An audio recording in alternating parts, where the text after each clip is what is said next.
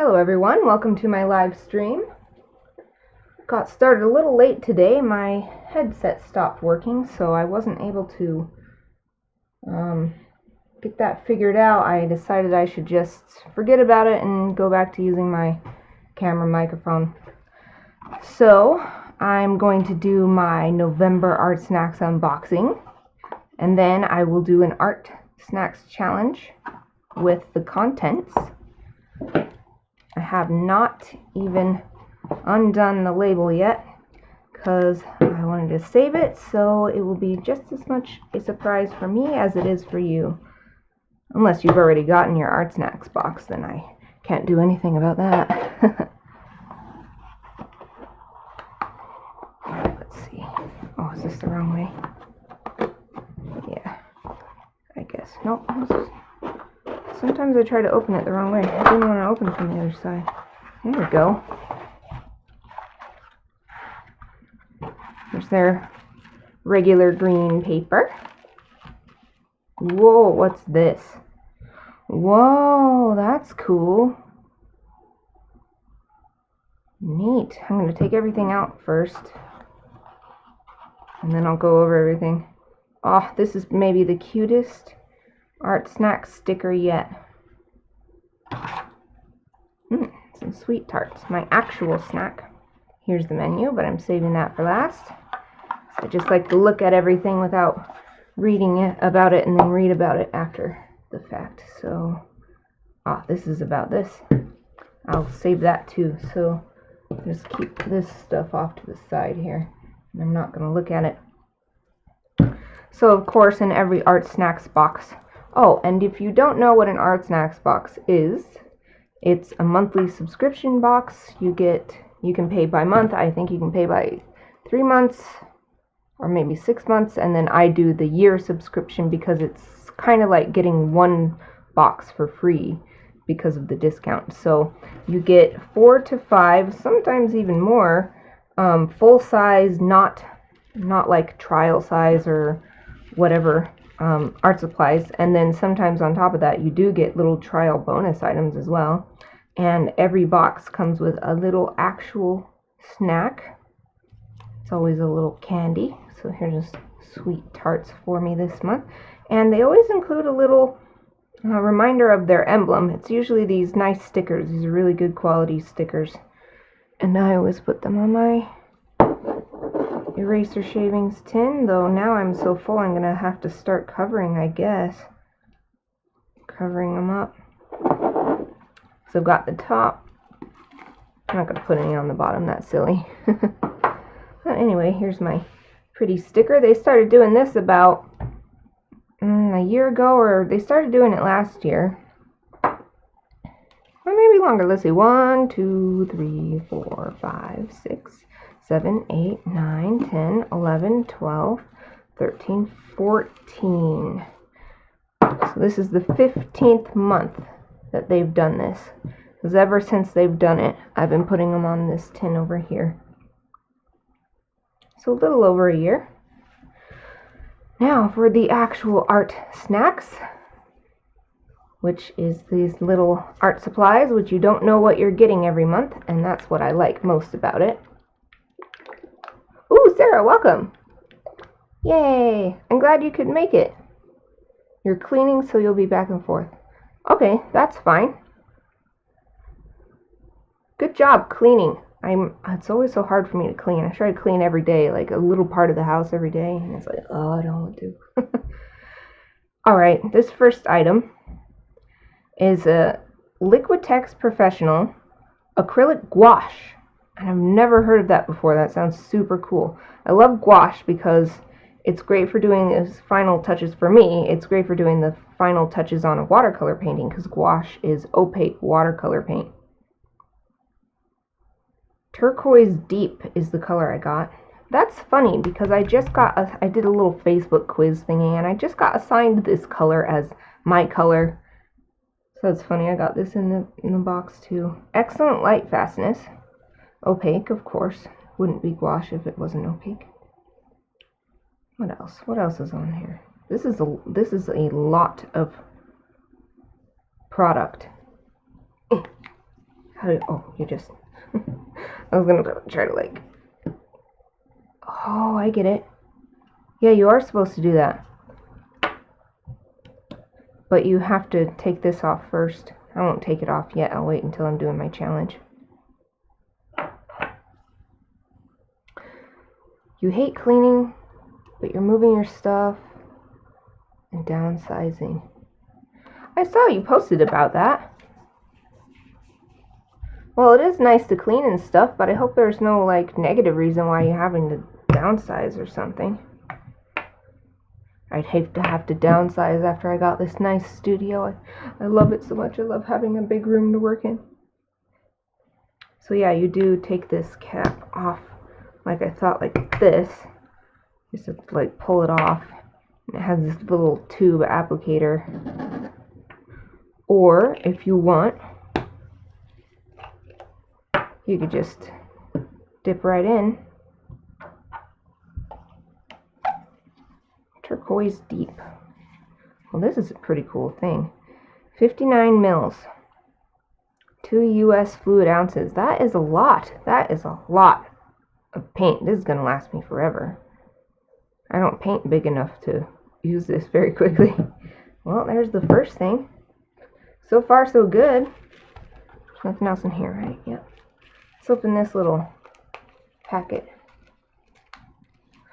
Ah, it was the trade for adding Jones. Well, I think it's worthwhile then to get your next kitty.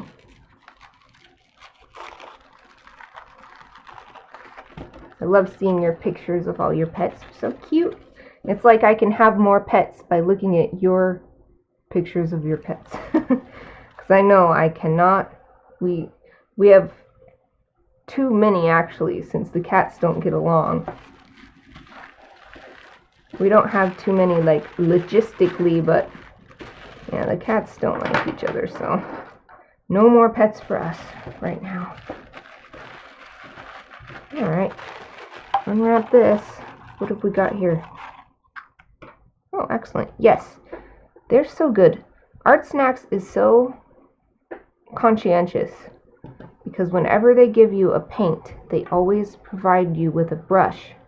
And that's so good. So for people like me who have been getting these boxes for years, it may not matter so much, but for someone who is trying these boxes, and I know a lot of people do, are trying them just to find out about new media and everything, and if they get a paint, they might not have paintbrushes yet if they're just starting out. So it's excellent that ArtSnacks always includes a paintbrush. Let's take this little plastic thing off. It's my favorite type, a round. Winsor & Newton. Oh, they're a really top quality paint company. Galeria round. Size 3. Although these sizes are always a little bit brand specific. I've had like a paintbrush that's called 0, and it's the same size as one that by another brand is called 000, so.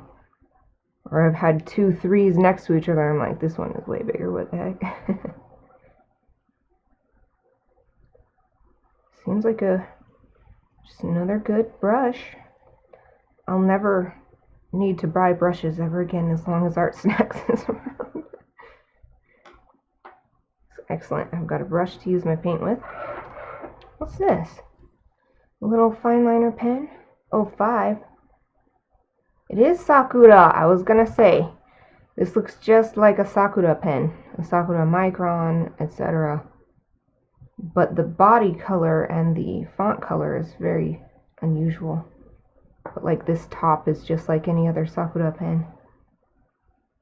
Sakura Micro Perm.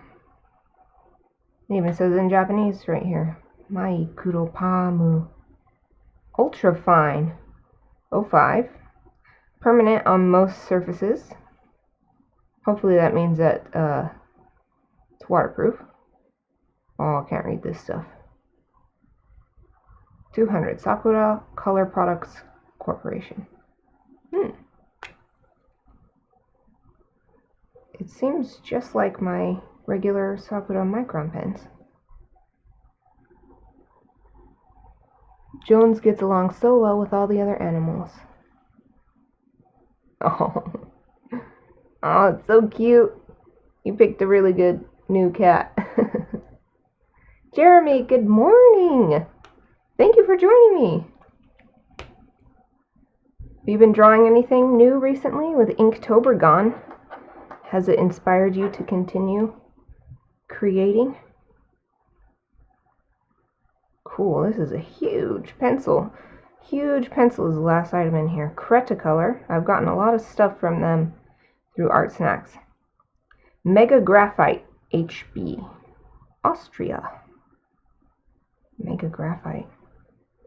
Yeah, it is mega. Man, that is gigantic. HB. I wonder if it's water soluble. Probably not. They usually put a little like brush icon on there. Alright, let's read about these. So we got 4 items, and one of them is absolutely gigantic. This is huge. I can't wait to find out how much this costs at retail. Let's see. Liquitex Acrylic Gouache is the first thing on here. So let's read... No, wait. Let's do the joke. There's a joke on the menu every month. Where do artists go on vacation?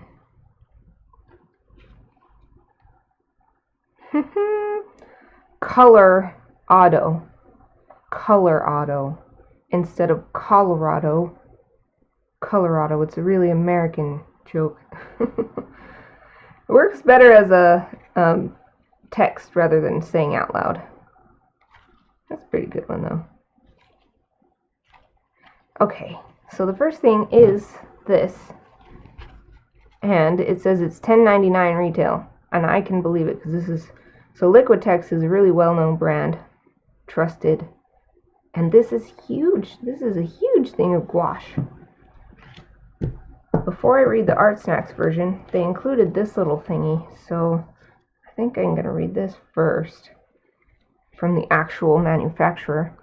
The new ultra pigmented acrylic, solid matte finish. Ah, that's probably what makes them call it gouache, is that it's a matte finish. And that's what I love about gouache, is that it matches the watercolor finish.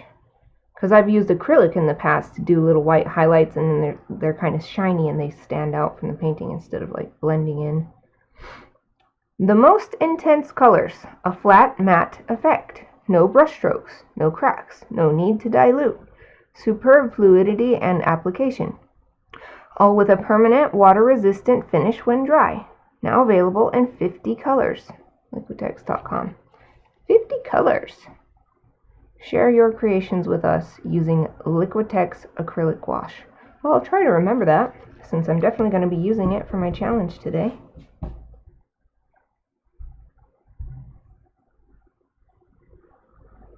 Jeremy, you've been doing random sketches?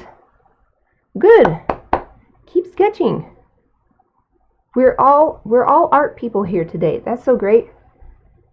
Sarah, the only times I've used gouache was color theory in college, but it was water-based. Well, I'm sure this can be thinned with water. Just like acrylic can be thinned with water, but we'll see how it works out.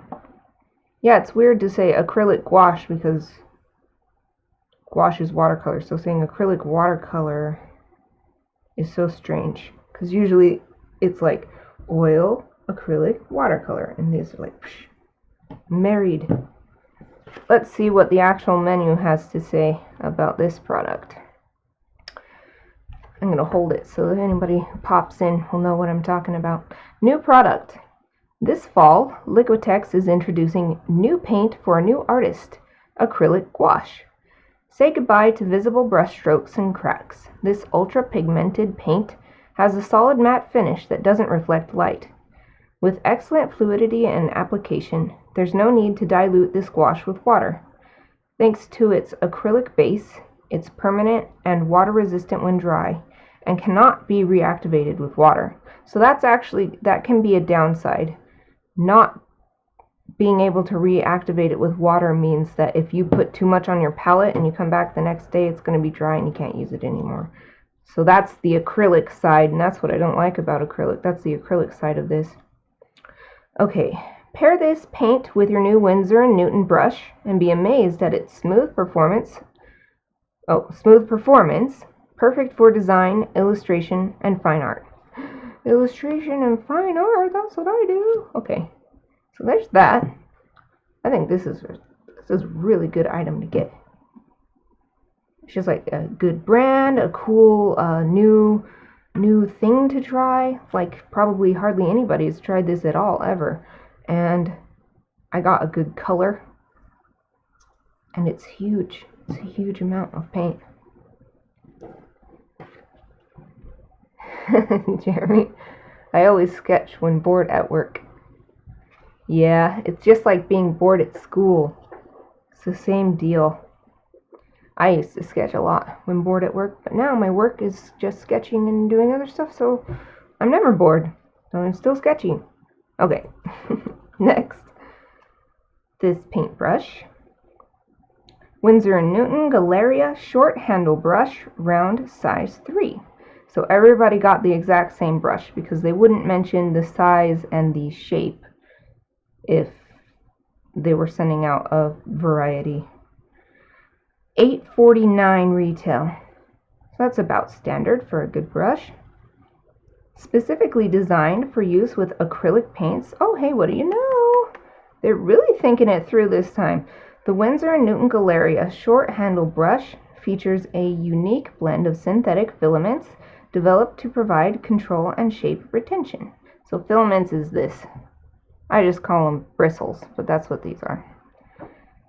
Acrylic color places heavy demands on brushes, which is why Winsor & Newton made the Galeria strong and resilient, yet flexible and sensitive. Oh, it's a sensitive brush. Oh. This short-handled version is ideal for close-up work and fine details. Since this is so small, I'm probably just going to be doing a little small ArtSnacks challenge because being able to spread this paint with a teeny tiny brush like this kind of sucks. Alright, so there's that.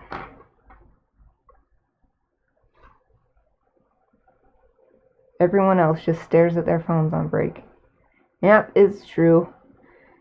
I can't help being a little bothered by it, especially when people around me like that I know well are just on their phone all the time. And like, we could be talking, we could be doing something together or whatever, but I understand because sometimes I get pulled into the phone thing, you know, and I'm just looking at my phone forever, and then I start feeling trapped, like, is there something I'm supposed to be doing on here? And I just start like looking at apps randomly because I just feel like my mind is like in a fog. So I try not to let that happen at all. Whew. Sarah, when did bristles start being called filaments? Well, I think they've just always been called that, and then there's the more common, the more common way to say it, and then the more specialized way to say it. Because I think it's just a more technicality why people call it one thing or the other. Let's see, Sakura Micro Perm Pen. That's the next thing. It's cool. It seems like it's just but maybe not. It's so strange. It has so many languages on here. So of course it has English. This is hilarious. Okay, it says Sakura in English. Then it says Micro Perm in both English and, well, in like the Western alphabet and Japanese. And then here it says ultrafine, and ultra fina. So I imagine it's English, French, and Spanish. Then, yep, English, French, Spanish here.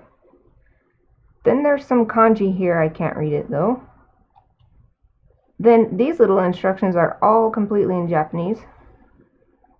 And then again, English and Made in Japan is in English, French, and Spanish. So like, what is this marketed for? Is it just marketed for the world? Or they've got so many languages on here.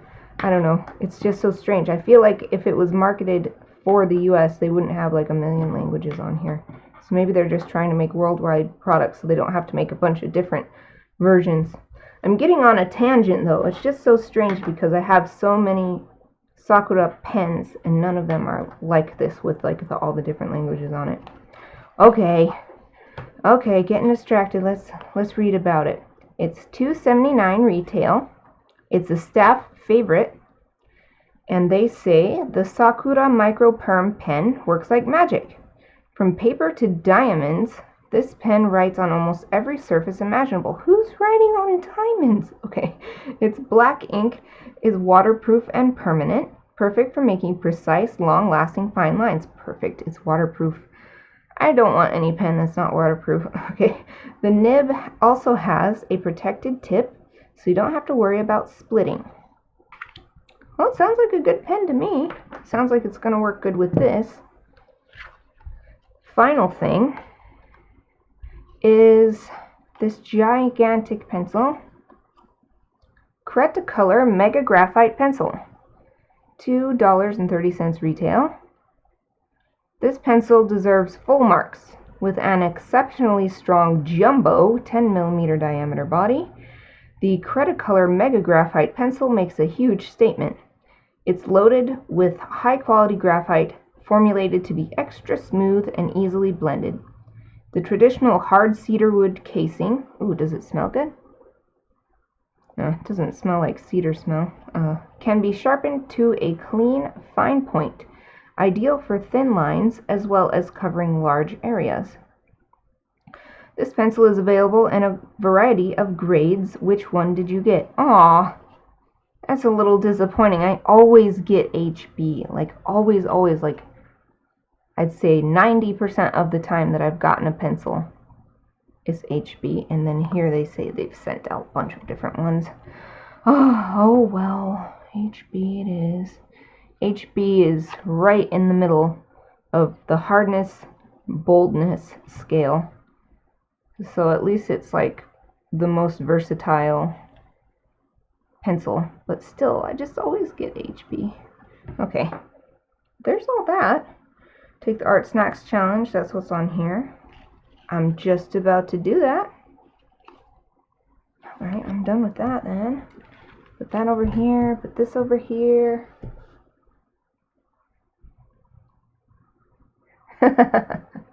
You thought the same thing. Who writes on diamonds? They just wanted to test it out. I wonder if it works on my $2,000 diamond. Oh no, it's permanent too, crap. That would be so funny. HB stands for hardness and boldness. Yes, indeed. So the way the pencil scale works, and I think it's the same for charcoal. I can't remember because I haven't used charcoal in so long, but you've got hardnesses going this way, boldness is going this way, and in the middle is HB. So the bigger the number, the greater the effect of whether it's H or B. So like an H1 would be here, and then if you, they don't usually go this far out, but say it went to like an H6, this would be a super hard lead. Like you would get hardly anything off of it. It would be the lightest possible lines. But I don't remember seeing an H6. It probably exists. And then of course, bold. Bold usually has lots, and I've seen as far up as a B9. So that would be way out here. So B1 would be here, B9, and that is super dark. Like the tiniest little touch will be like this black line and tons of graphite coming off. So, yep, that's how that works. I learned that in school. Now, it's time to do my ArtSnacks challenge. So since this is a paint, I'm gonna get a paper that can withstand it. So give me a second. I go browse around for some paper.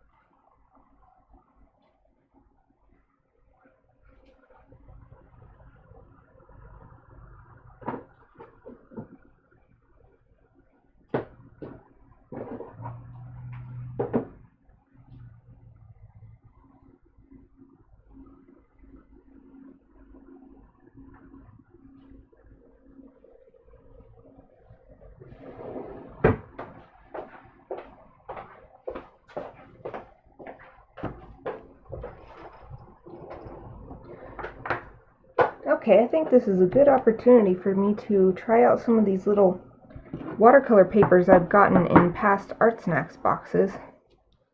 So hold on, let me turn my fan off. It was really warm in here earlier. Oh, I should close my window too.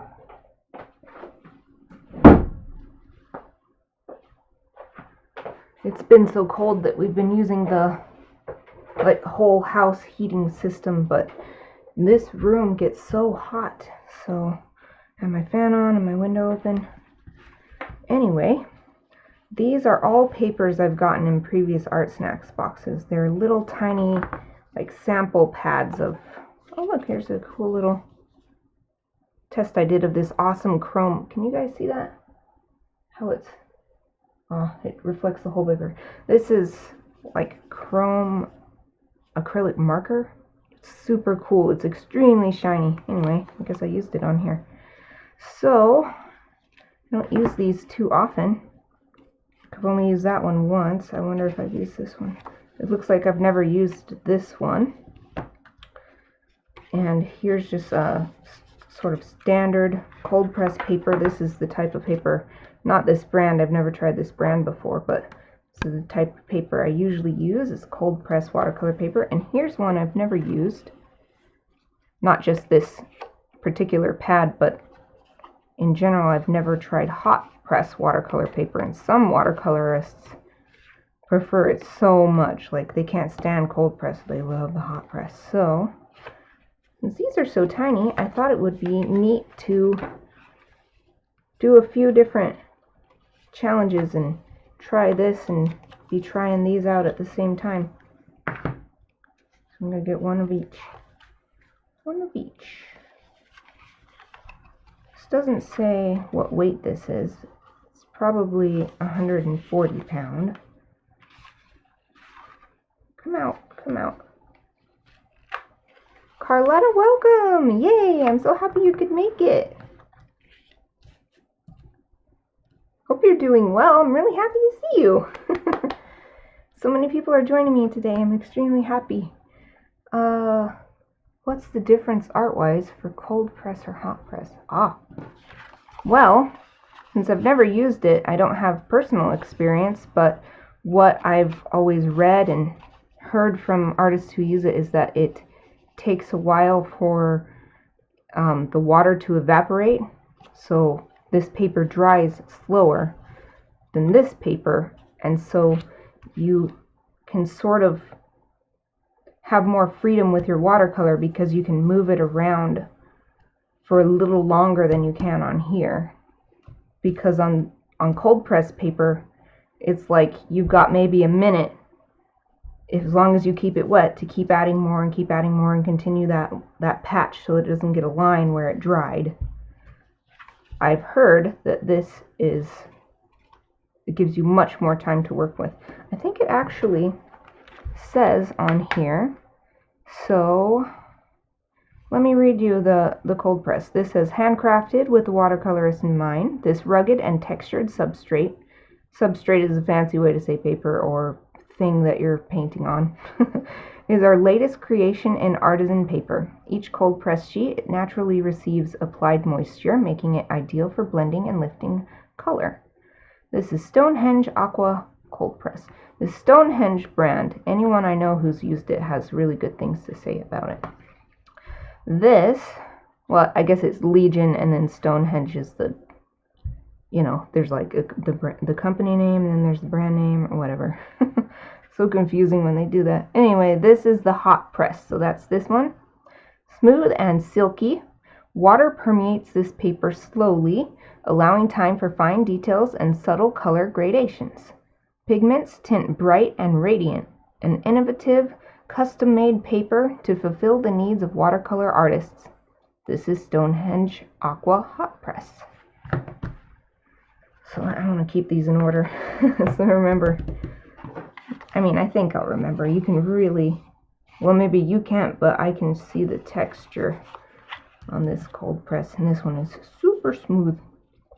These two, it's from the same Legion company, but rather than Stonehenge, it seems the name is Yupo, and it's another watercolor paper. This one doesn't have a description on it, unfortunately. This is the first one I got, and this is a different Yupo. But this one seems super interesting because it's totally smooth. It's meant to be watercolor because it says a different way to watercolor. But the water doesn't really permeate this paper at all. It's smooth, like it's just gonna sit on top until it dries. So it's probably a watercolor paper where you got to be extra. So in terms of how fast it dries, it's probably going to be like this. This will dry the fastest, then this, then this. This one, I don't remember what the difference was. I'll take this little sample one out. But maybe when I read the description. I want to feel it though. I think it might be thicker. Oh, yep. This paper is a thicker version of this. Let's see what they have to say about why. A true innovation in fine art substrates. This synthetic, tree-free paper is everlasting and non-absorbent. Everlasting. That's such a... Okay. It resists... I don't know, everlasting just seems so over the top. Alright. It resists buckling with wet media and can be wiped clean, so it's the same as this. Pigments will retain true clarity and brightness, a new way for techniques to flourish. This is Yupo Medium. This one's just thicker. It doesn't really explain why the thicker paper is better, or maybe not why it's better, but why make a thicker one? It doesn't explain that. Oops, put that there. Get that out of the way. Okay. So let me rearrange these so I remember. Cold press. I think it would be a cool idea to start with. No, let's start with the one that dries slower. The slowest one, and work to the one that dries the fastest. That way this one has the most time to dry.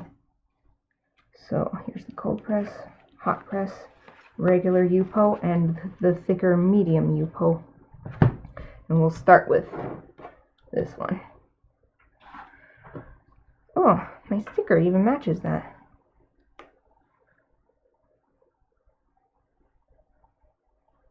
Gobstopper. I thought the same thing. Everlasting gobstopper. That's exactly what I thought. Okay, I'll just move these out of the way. Oh, I am going to need some water in order to... Oh, you know what? I don't know how well this is going to do on here. I guess I'll just try it. It's graphite pencil. So I've got the graphite pencil. I've got this pen. This pen is supposed to be permanent on everything. So hopefully it works well on this. And then the gouache. So basically three things. Three things that are going to actually be leaving the marks on the paper. Oh, little kitty hair on my pen. But I need to get some water, because even though this says that you don't need to dilute it or anything, I still want to be able to rinse out my brush so it doesn't dry, especially since it's acrylic. If you dry acrylic in your brush, if it's a lot of it, you may as well just throw the brush away. You can try and clean it out, but you'll never get it. You'll never get it all out. So I definitely got to get some water, and I want a little palette so I can put some of this on the palette. So give me a couple minutes to go get that stuff.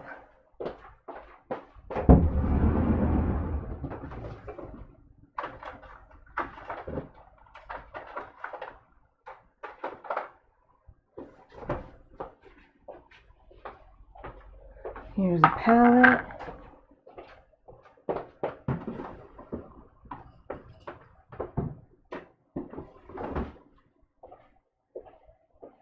I'm just going to go fill this bowl up. I'll be right back.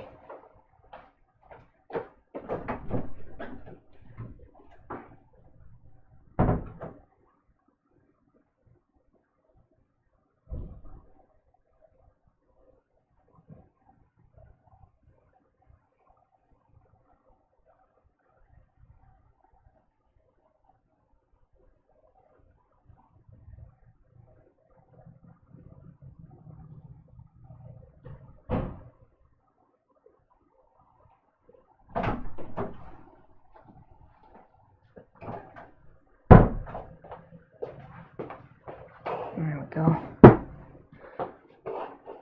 Okay, get my glasses back on. Now I'm going to have to move this actually, because since I'm left-handed, I got to put my water on the left-hand side. Otherwise, if I put it over here, I might accidentally drip it by the time I get over here. And let's put some of this nice. See, my little workspace is getting kind of crowded. This nice gouache. Oh, right. I gotta open it. Comes with a little thing on it, like a. I guess it's good so it doesn't spill in transit. Jeff, welcome! How are you? I keep seeing you streaming every night, and I'm like, oh, I'm about to go to bed. Like, it's like literally at bedtime. How have you been doing? Since you've been streaming a lot, I'd like to think that you're doing well.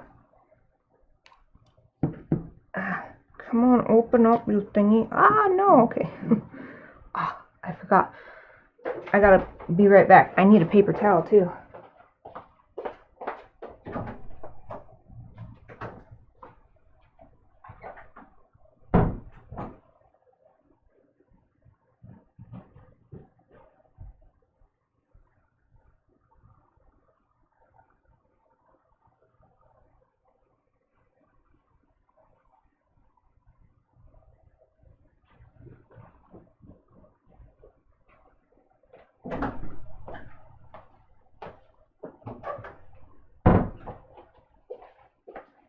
There we go.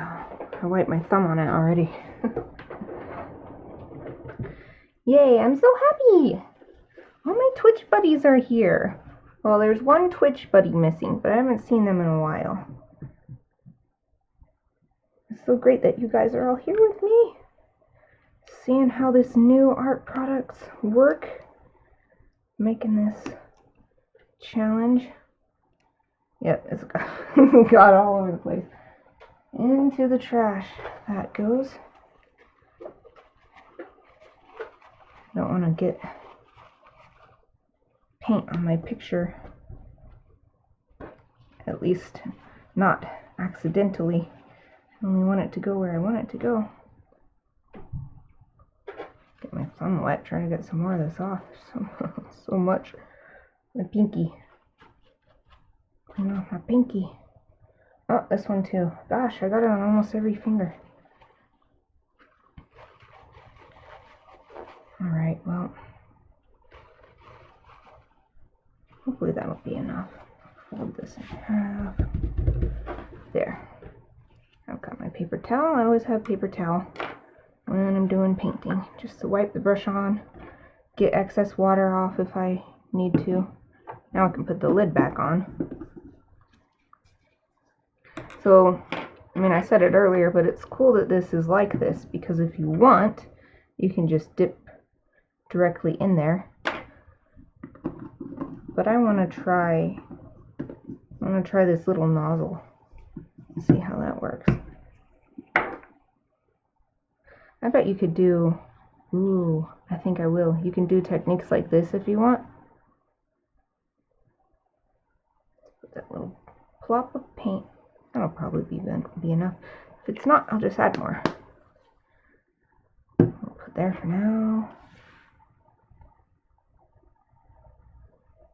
It seems like you get blue stuff a lot. I have been recently, but there's some people who have been doing ArtSnacks for a long time, and they're like, every time I get green. I'm so sick of green. Luckily, that's not happened to me. I've never gotten a color so much, and I'm like, why? Why you always send me that? Yeah, recently I've gotten a lot of blue stuff, but at least it's this color I like. It's like, if it's gonna send me blue, be this color, because this is like my fave. My fave blue colors is like ones that really tend toward the green side of blue. So I've got this, but I'm not sure what I'm actually gonna do. I've got this graphite pencil, so that can be used for shading or just sketching. And then of course I've got this. What should I do? Maybe I should just, I don't want to think about it too hard. I'm gonna just draw some, I don't know. What should I draw? What should I draw, you guys? You tell me. Make it something I can draw multiple times. Tell me what you think I should draw. I'm thinking maybe something that uses this color, but also make it something that I don't have to look it up because that'll take too long. Something like a flower or leaves, random squares. Just draw some boring squares. What do you think? What should I draw?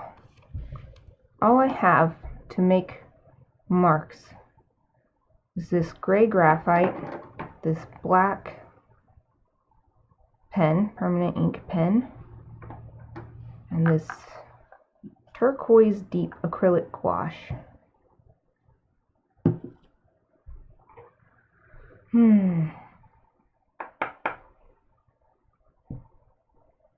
Flowers is the first thing I think of, but it feels so boring.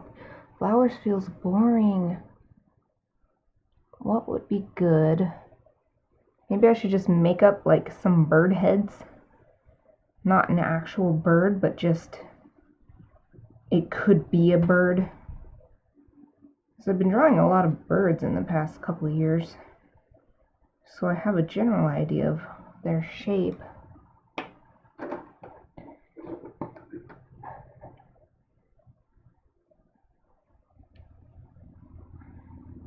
Serpent. Aw, Jeff, you're so nice. Just too awesome not to come back to. Oh, thank you.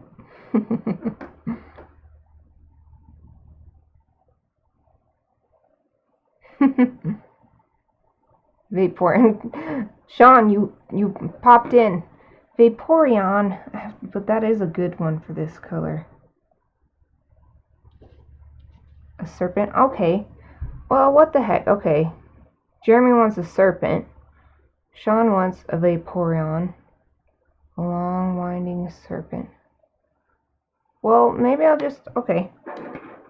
I'll just draw different stuff. Okay, I'll draw the serpent on here. Jeremy's the first one to respond, so he gets his first. Let me look at the snake picture. Serpent. I guess I'll actually search that word. I wish my headset was working. I hope I'm not too quiet. A large snake. Okay. Oh, python. Python image. Ooh. Oh, that's so cute. Okay. Wow, dude. Python eating a cow. Why do I gotta see this stuff though, man? I don't want to see it. Okay. Long winding up. Oh, lots of stuff getting killed, man. I can't search any animal without getting, oh, this is a good one, this one's a good one. Okay. Open in a new window. It's so frustrating that I can't look at I can't search a single thing without getting disturbing images, even though I have safe search on. There we go. Nice, pretty python. Now let me switch back so I can see what you guys are saying. Oops, wrong thing. Okay, there we go. That's a good one.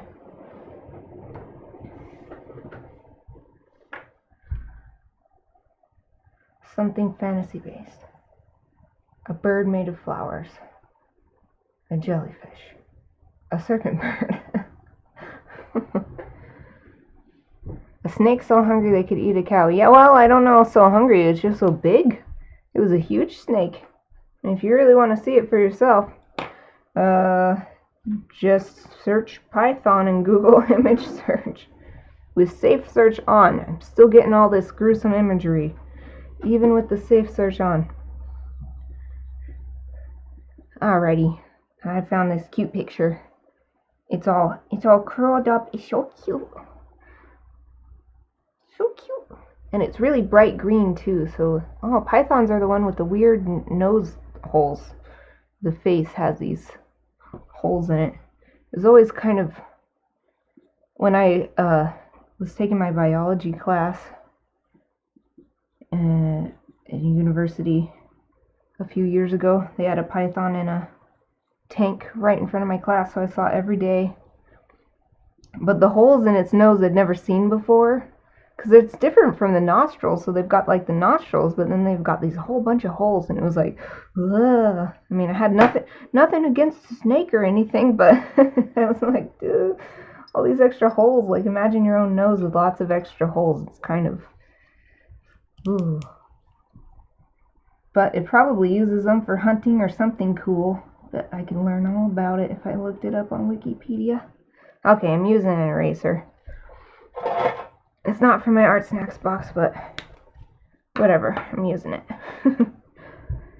Try and get its head. I think I've got it a little too thick. It needs to be a thinner head. And it goes down like that. Its little snout. Little sneaky snout. There we go. That's pretty good.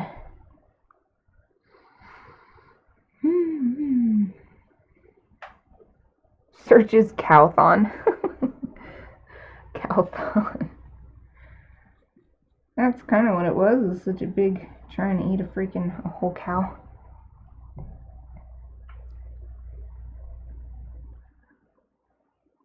Oh, good. You think an eraser is fair game to add to the supplies. Good, because I always do it. Like, no, I'm using my eraser.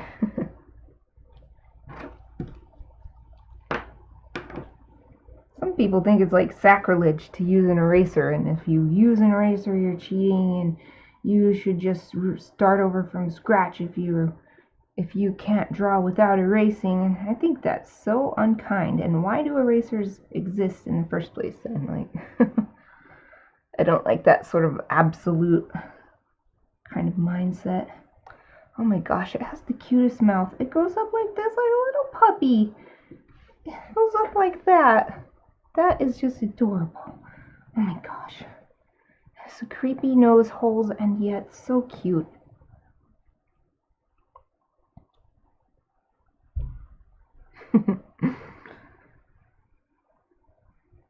ArtSnacks should start including erasers. They actually have given me a few erasers over the years. Not one in every box or anything, but I've gotten 3 of these like cool colorful ones, 2 of these sort of standard like brick type ones. One that's one of my favorite brick type ones now is from Tombow. And then they gave me this one, which I now keep in my regular bag. It's like a huge clickable eraser, and a couple smaller ones. They don't give out tons of erasers, probably because there's not that many innovations in erasers, like an eraser's an eraser. But if you're subscribed for long enough, you'll probably eventually get one.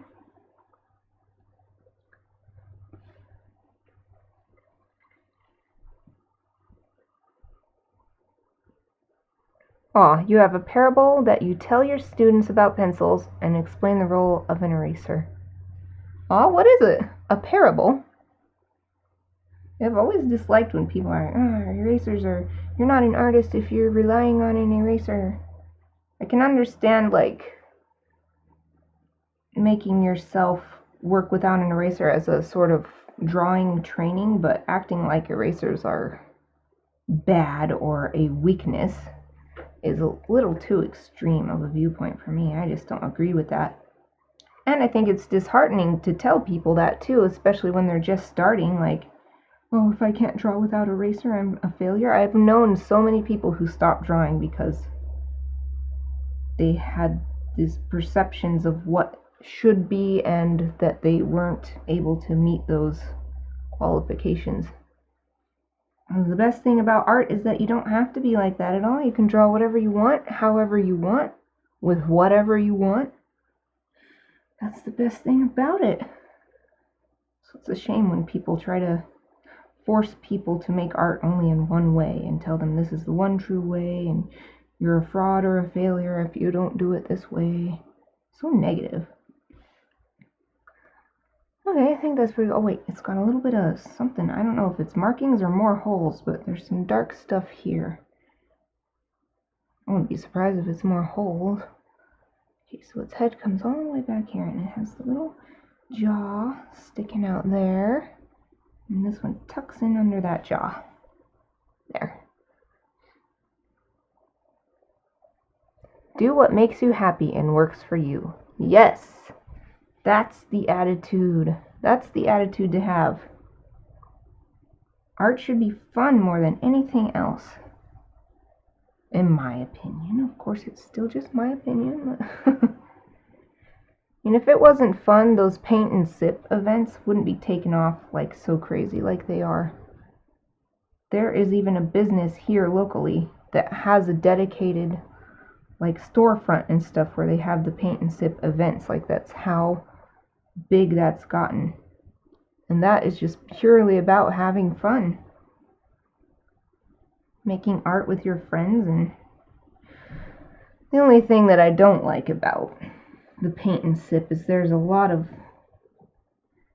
if you go to a regular group of paint and sip people and paint with them and you are either a dedicated amateur or a professional artist, so either way, if you are really good at painting, like the invitations from friends to join them will suddenly start not showing up anymore, and there's this, it's not overt, but there's just this subtle attitude of exclusion.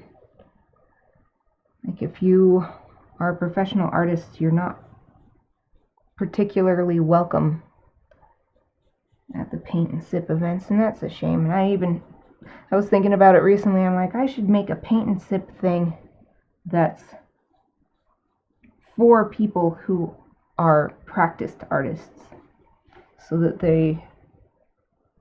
you don't have to worry about people being like, you're too good to be doing this, or like you're ruining it for us because we feel inadequate now, or whatever.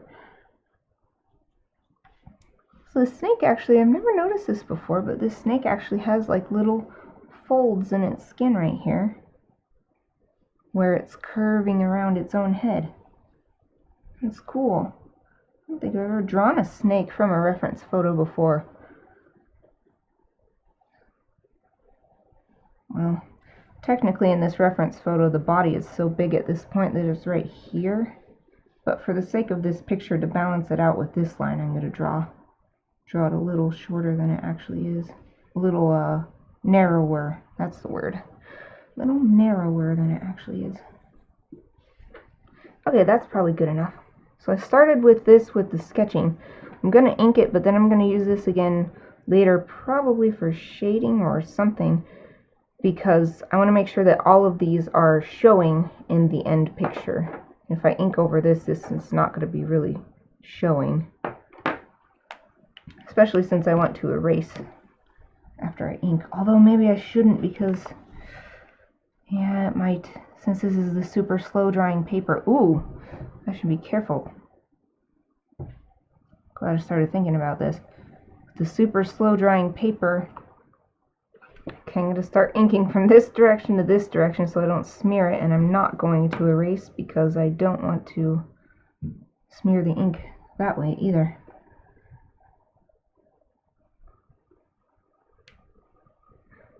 Sarah, that's why I've been drawing again. I stopped caring if anyone else liked it. Good! I'm so proud of you! I'm so happy that you've been doing your comic again. I don't know if I've drawn more fan art for anything else than I have for your comic. So happy when you started again this year.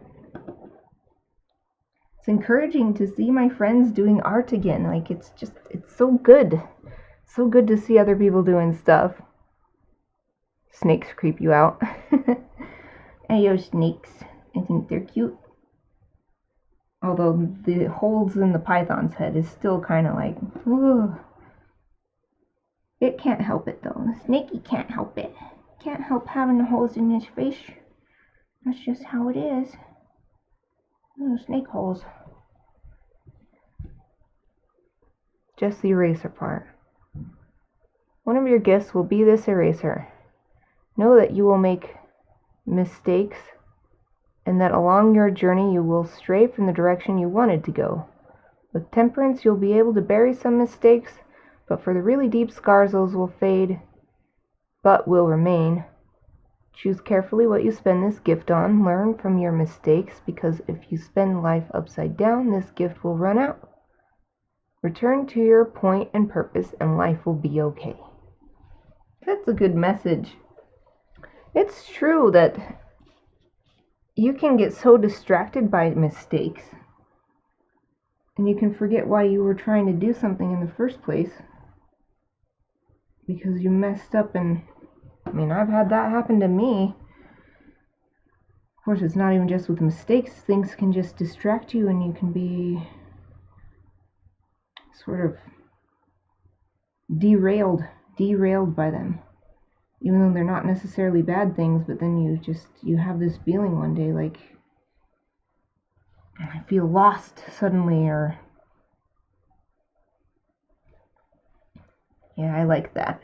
I like that idea for the eraser, because that's sort of how I feel when I see people talking about you should never use an eraser. If you need to use an eraser, you should just draw it over again from scratch. Like, no, it shouldn't be like that. Everybody should have the chance to fix a mistake. Of course, if you're just erasing so much and just erasing and you just keep drawing it and it's just wrong, and you erase and you just keep drawing it and it's wrong, and you're doing that over, maybe you should start over at that point. Trying to fix something that you didn't want to end up that way, there's nothing wrong with that. Dang, I do want to erase. I'm sort of smearing the graphite itself, but I don't want to mess it up. Maybe I can just do a little test erasure. Maybe it's not going to stay too wet with the pen, because it's not a watercolor pen, it's just ink. There's that part. Okay, I'm going to test it. Thank you for reading that. You're welcome. Thank you for sharing. I really approve of positive mindsets. I think that there are a lot of people who actually enjoy being negative, and it makes them angry when people are happy and positive, and they enjoy being miserable, and they want the rest of the world to be miserable with them. I just don't like that, because you get so much more done if you have a positive mindset. Like, just in general in life, more things that you want to happen will happen if you can stay positive, at least most of the time. Yeah, I'm not going to erase this, not because it's smearing. I'm sure you can't tell, but it's erasing the ink away as well, so I don't want that to happen. So I'm just going to keep the graphite. It'll probably get covered up by this anyway. Since this is opaque, I'm probably going to have to be careful covering up. I don't want to end up covering up the ink. Let's try it out. Get my brush wet. Ooh, this brush feels good. The thickness of the handle right here, it's really nice feeling. Oh wow, this is totally different from the gouache I'm used to using. So different. It really is like acrylic, the way it moves and the way it shines. So strange.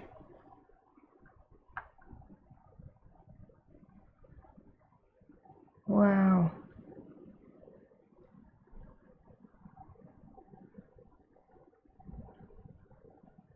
Positive mindset. That's what I always tell people. Yes. So important. probably one of the most important things. Because no matter what bad things happen, you can get through it, because if you just hang in there, things will get better. I know it from my own personal experience that happens. That's how it works. This is super weird to use.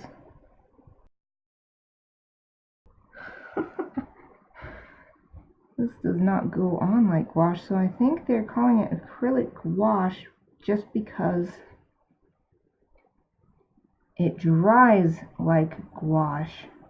But it's, I mean, maybe it's this paper too, this strange paper. I don't know, the ink went on the paper like usual. Wow, it says no brush strokes, but I'm totally seeing brush strokes. Then again, it could be the paper. That's why I'm going to try these. All different types of paper. It's actually kind of cool how I'm seeing my brush strokes. I'm going to do it on purpose so that they have a cool effect. I'm going to do a fan effect from one corner and the other. Who knows, it might smoothen out as it dries. Maybe the effect won't be there, but we'll see. Fan effect. Whee! Yeah, I don't think you can't even really see it on the camera. Oh well. Let's see, what else am I going to do? Should I paint? Since I just have this one color, it's actually kind of hard to decide how to do this. I could just paint sort of scales effect.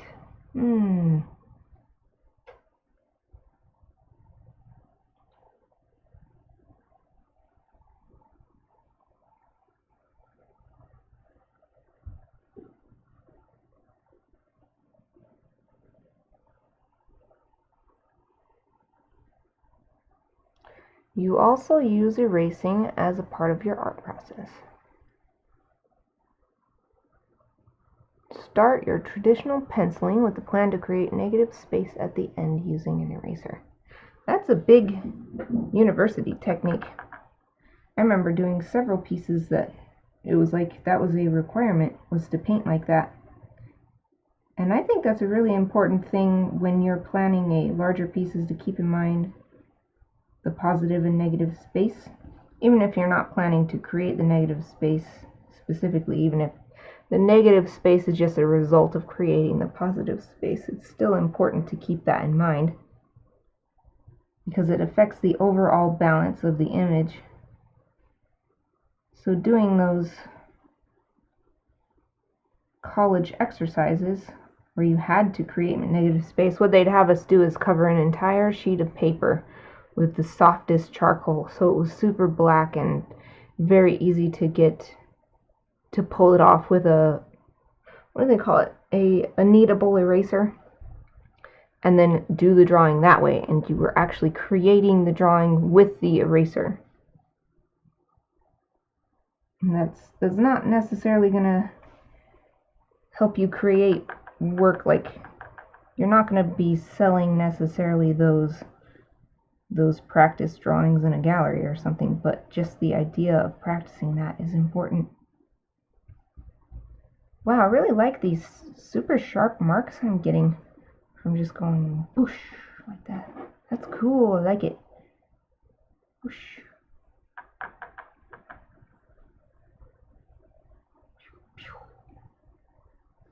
Maybe a bird would have been better. I didn't know it would make this effect.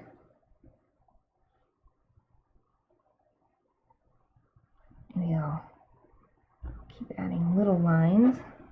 Wow, it's neat. I like it.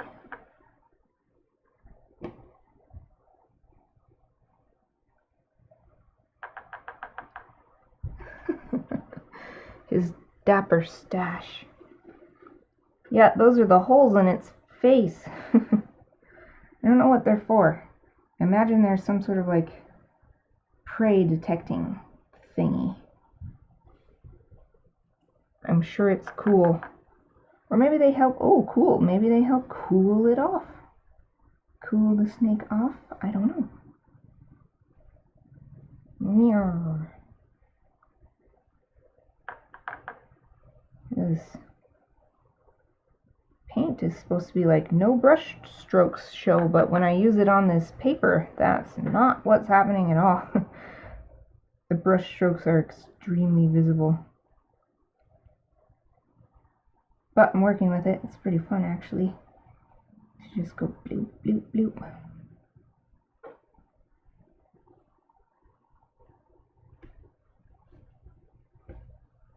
Oops, dang it. I didn't want to get any on my table because I don't want to accidentally move the picture through it and then get a big blah.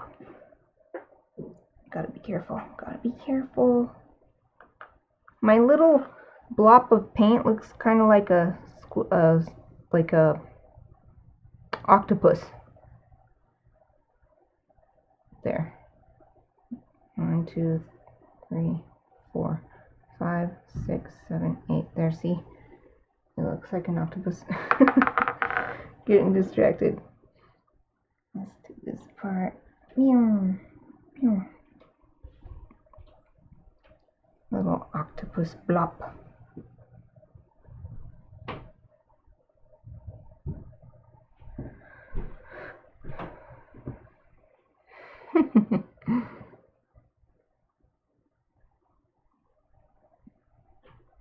Snakes scare you too?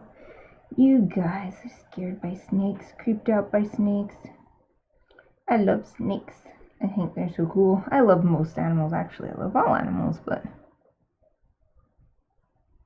snake is one pet that I have never had though and never really wanted to have. I'm more in tune with my fellow mammals. Whew, I'm running out of... Is this dry already? I think it's dry already in this corner.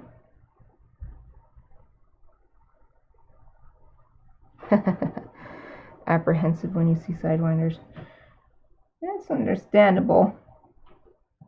I remember when my grandpa lived in Southern California, he had a little snake grabber and he would always carry it. He had a bucket and a snake grabber so that if there was like a rattlesnake in his yard, he could just get it. Like that's just where he lived. There was just rattlesnakes there all the time. Of course, he lived way out in the desert, like in the sandy, like desert, like dirt roads, and I've never seen a rattlesnake out in the wild. I always keep my eyes open though when I go on a trail run, because they are up here in Idaho too. You gotta be careful. They actually have yearly training courses for people who are going to be taking their dogs out on the trails or out camping or something, and it uses, I mean, it sounds kind of mean because they use an electric shock collar to train the dog not to approach snakes, but if you are going to be taking your dog out there, that's probably better than allowing it to get itself bit by a snake. Because once the training is done, the training is done, but if it gets bit by a snake, its life might be done, so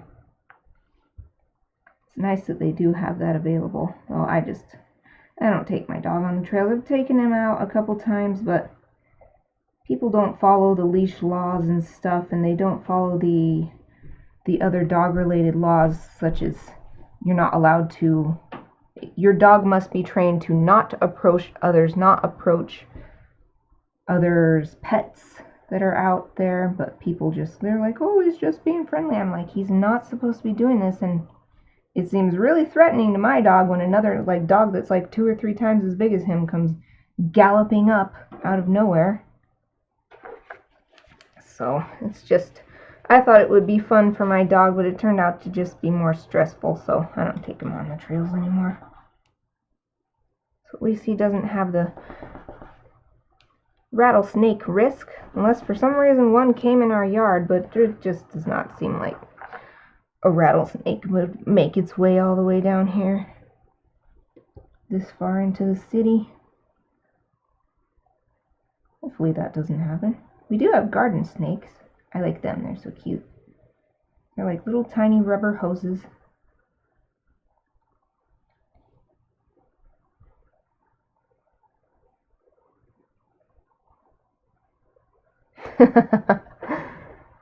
Snakes are good for mice and insects, but they can stay out of sight for me too. Yep. That's kind of how I feel about spiders.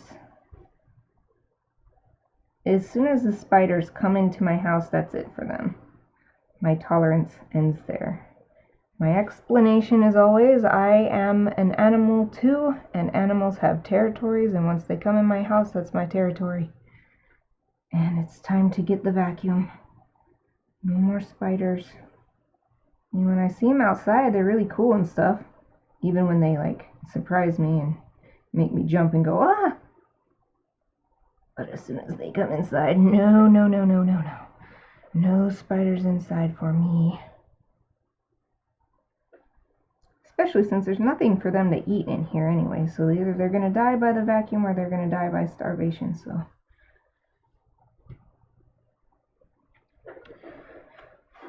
well, I've just been experimenting with the application of this paint. The overall effect I'm seeing is that the head isn't standing out that well with the body.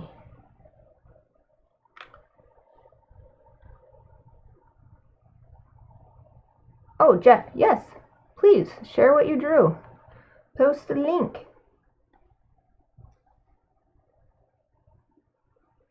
Post a link to your newest art. I would love to see it. If anyone else has any art they've worked on, feel free to share it in the chat if you want.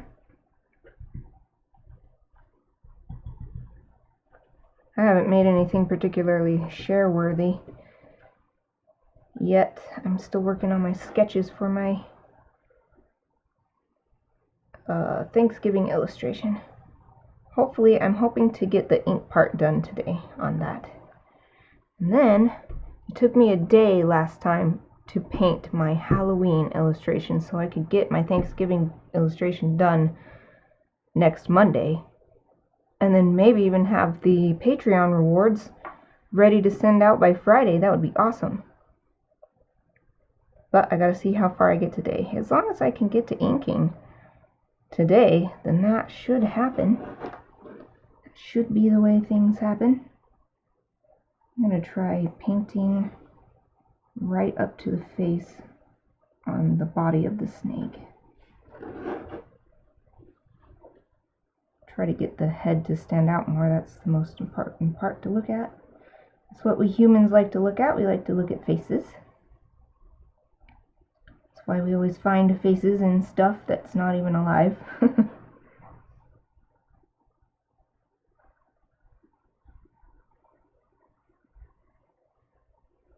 And what, maybe I will fill in this more so that it stands out from this coil as well.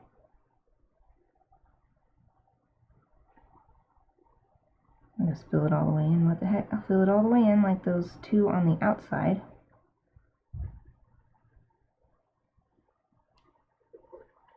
Let me see. Everyone. Oh, wow, dude. That is an intense. Whoa, there's a face in the corner. That is intense. Neat. So it's a storm and the lighthouse is in it. So everyone is a lighthouse. There's a, it's like the angel's light. So the lighthouse is giving off the light of an angel. Storm looks like some sort of evil entity. And of course, lighthouses are meant to guide ships in times of darkness or storminess or fog. Neat.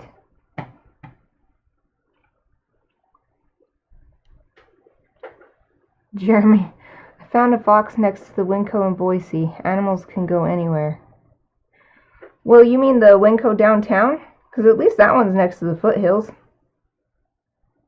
But foxes, though, yeah, they can get, I think they can get a lot, what am I trying to say? They're a lot more mobile than snakes. They can get anywhere. Those little crafty canines. I saw a fox once myself. I think it was when we were living in that apartment. The first year we moved to Boise. I think I saw a fox when I was like going on a walk or something, or going to the apartment gym. Okay, so since I did this up to the lines, I'm going to fill this in up to these black lines too.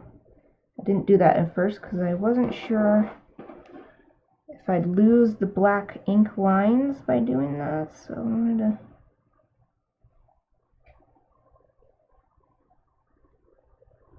How's that?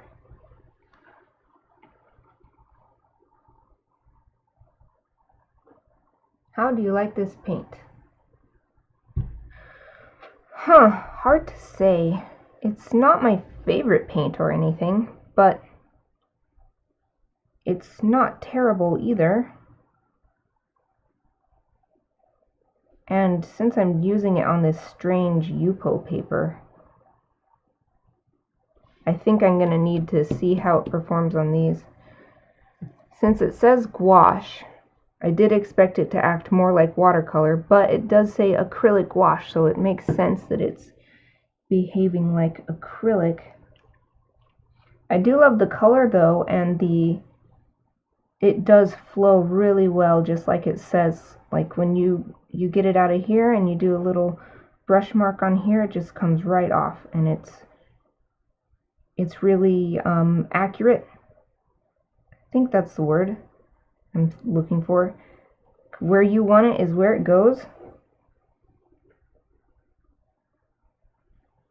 But I do think it's more...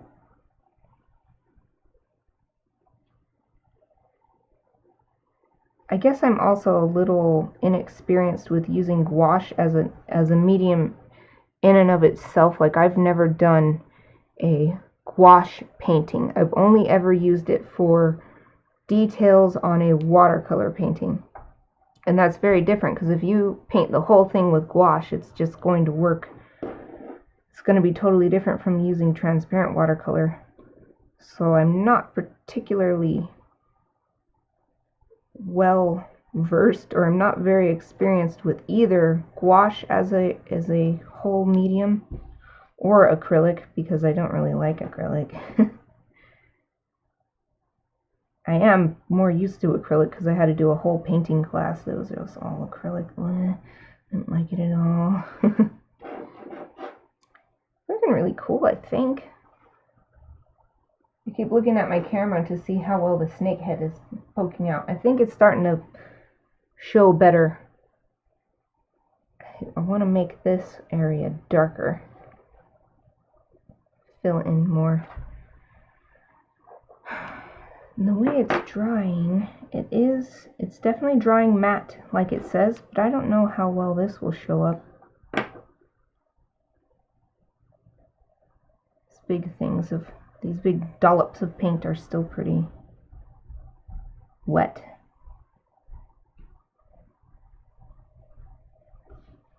I'm just going to make the part around the head a little darker, more filled in, so that the head stands out more.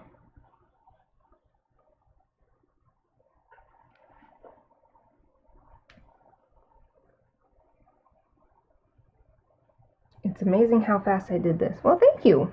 I have a reference image, and plus it's like a little, how big is this? This is like 2 by 3 inches or so. And this is super teeny tiny. Goes a lot faster.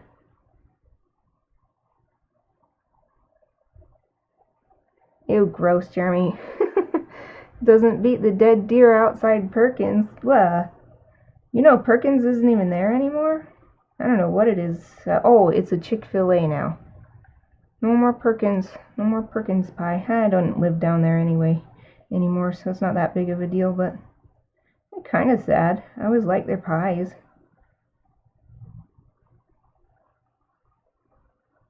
So much has changed since we first moved to Boise. Whew, whew, whew, whew.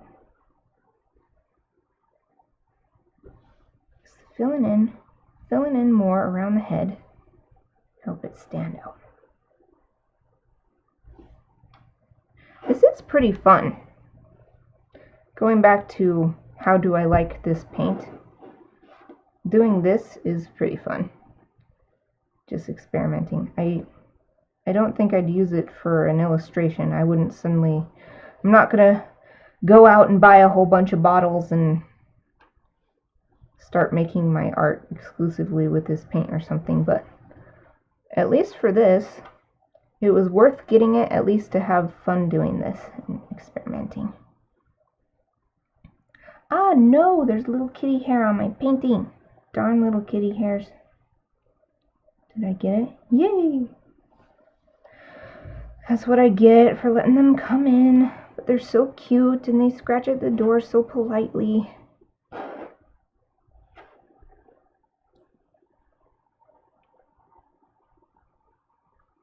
Ew. What are you saying ew to, Jeremy? Ew. I keep being afraid that I put my hand in the paint, but I think it's just that my table is cold. There.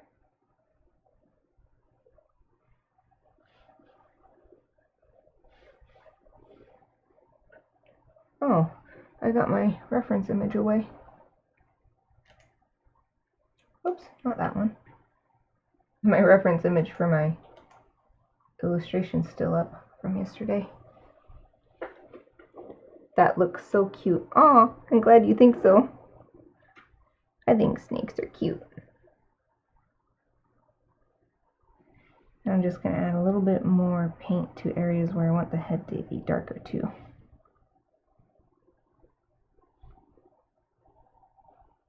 Which isn't too many places. So right here, this eye actually bulges out. So it's leaving it's casting a shadow on its own head.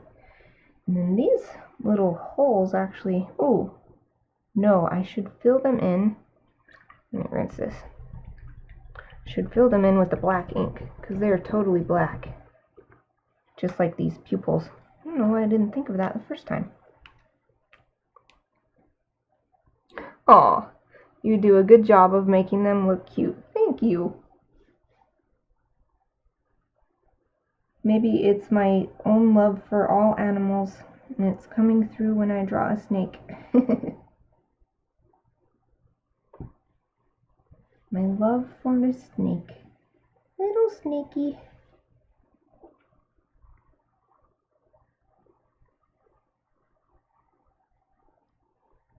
Yeah, that's better.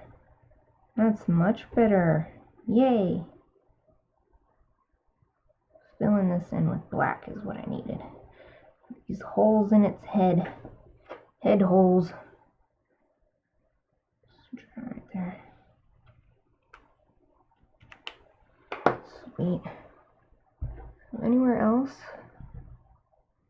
Wow, I want to show you guys something. I think you might be able to see it a little bit. This paint is like beading as in turning into little tiny droplets. The pigment is not like dispersing in the water, and it's like collecting. That's so weird. I hope you can see that. How there's all these little spots. Normally with watercolor rather than this acrylic, the water just makes it all the particles come apart, and the whole water is changed color. But instead it's like collecting into these little spots. It's so strange. It's because it's a strange paint.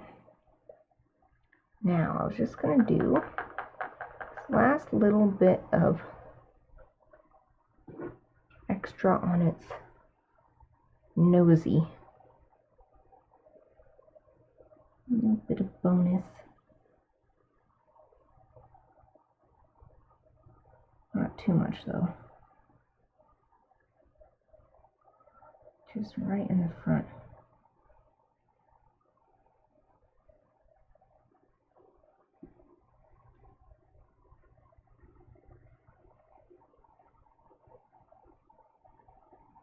There.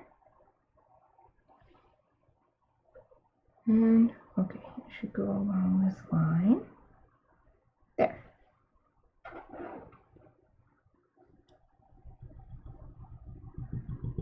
It'd be cool to do a time-lapse video of this water and see how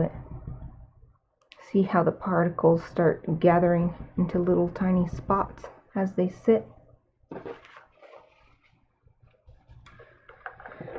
Well, I want to do a little more of this, because as I thought, you really can't see that graphite was used, other than if you look really close you can see the remnants of the sketch. But where to use it?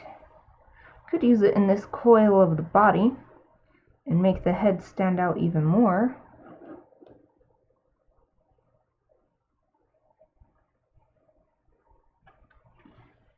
Yeah, I think I'll do that.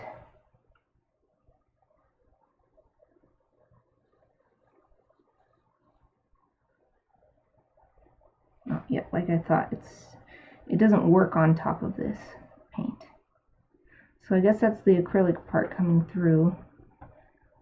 Usually on regular watercolor, you can totally draw with graphite on top. One of my favorite artists on DeviantArt a long time ago did that. They would do watercolors and then they'd add details with graphite, and it looked super cool. And I'll always remember them for their Lord of the Rings illustrations. They did illustrations based on the books, not on any other adaptation. So it was their own versions of the characters and stuff, and they just did such an amazing job. And it was from them that I learned, oh, look how cool graphite can look on top of watercolor. But that doesn't really work with this paint, probably because it's the acrylic part. Because acrylic is, of course, a plastic. So it makes sense that a graphite wouldn't be able to draw very well on it. It's also not particularly good on this paper either, but it is coming off onto the paper better than it is onto this paint whenever I happen to go on the paint part. It's like the pencil gets stuck in the paint, almost like it won't, like it's muddy or like a bog. And it's like, oh. It's turning out pretty neat. I'm going in the same direction with my strokes of this pencil as I did with the brush strokes, and I think that's working well. It makes them look like they're meant to go together. These two, it's kind of sticky. Maybe it's not completely dry still.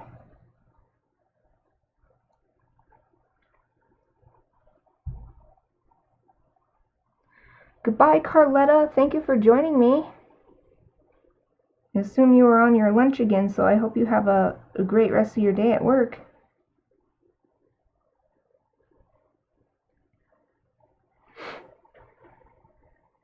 Watercolor art is so versatile.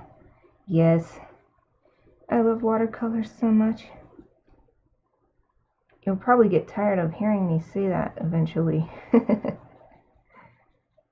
I really do love it though. The first time I ever did watercolor was in high school, and one of my art teachers let me take a drawing class a second time.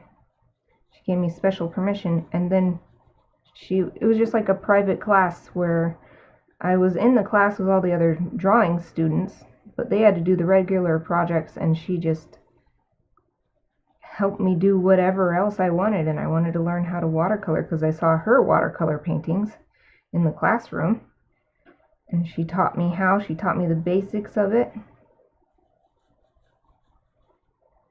and ever since that first watercolor painting, I've loved it.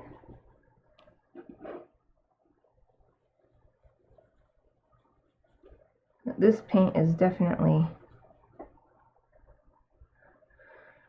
so how it says acrylic gouache, it made me think that it was like, oh, it's just like gouache, only it's just made with acrylic, but instead it's rather like acrylic paint with a gouache finish is what this is. Of course, that's only based on my personal limited experience with gouache paint, so maybe someone who paints regularly with gouache and that's like the only medium rather than mixing it with other media, maybe they would have a different opinion, but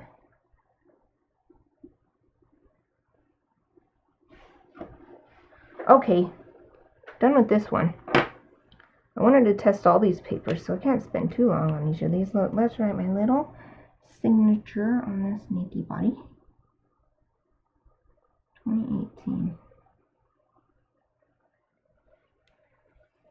There's one. So the next suggestion was Vaporeon. So we'll do so this was the Yupo medium. Here, I'll set it on top of here. This was the Yupo medium paper, so now I'm going to use the regular Yupo paper.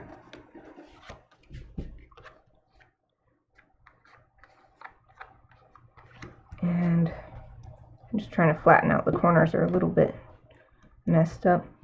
I need to look up a reference image for Vaporeon.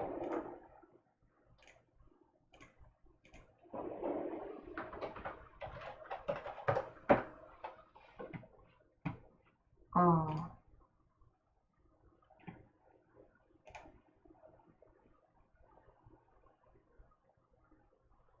Open in window.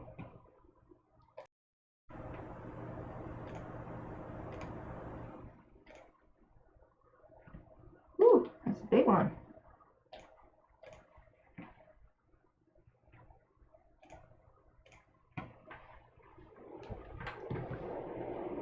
There we go.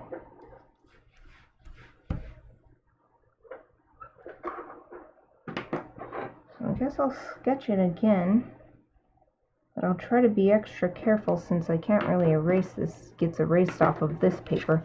I bet it wouldn't get erased off of these, at least not so easily. Let's see. It's got these happy eyes. Since this is more an experiment than anything, I'm just going to pretty much draw it the way it is in this official drawing of Vaporeon.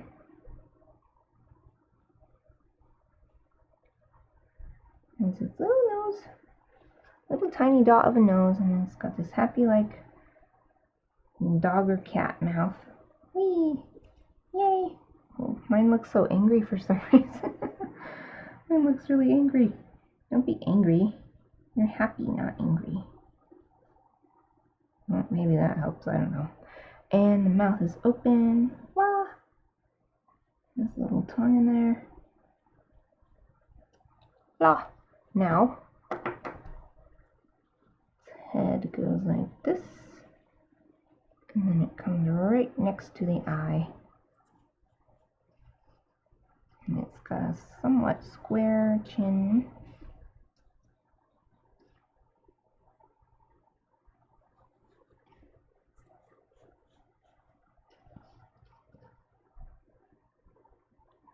You love it. Do you love the python that I drew for you? Serpent? I looked up the word serpent because I wasn't sure what the difference was between a serpent and a snake. It said a large snake. And then there was another result that was like python. And I'm like, oh, okay, that's big. So that's why I drew a python. Sweet. Now it's just got these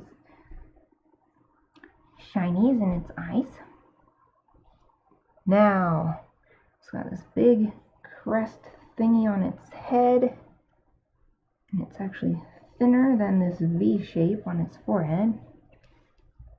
And its like ear thingies come way out. In fact, you see, that's the width of the face. The top part comes out as far as the face and above it. So that's like way out here. And it follows the corner of the eye pretty much. This comes down like that. And this is from this corner of the mouth, comes down. Boop. And there's two more lines in between. I've never drawn a Vaporeon before. This is actually one curved line, and then this one is its own curved line. And then it has a nice round head.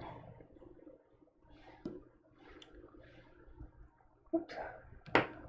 Made a little mark that I didn't want to. There. Now, other side. Vaporeon. It's pretty much out of the corner of the eye. This one's definitely going to go off the page.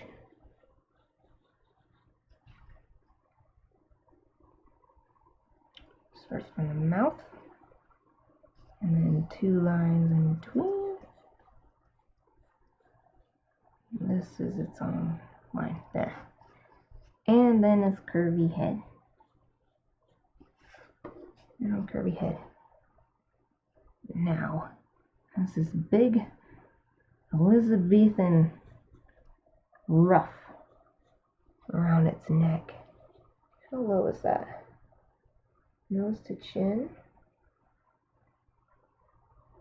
It's a little shorter. How about mouth to chin? Yeah, it's about this distance. Probably right there. And it just comes out like this, like a circle.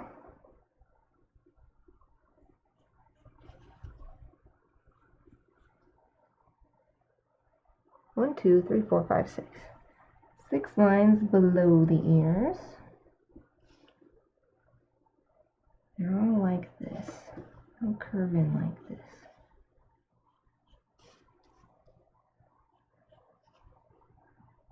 And that one, and that one. And then you can still see it a little bit on the top too. So 1, 2, 3, 4, 5, 6. 6 points. 1, 2, 3, 4, 5, 6. There.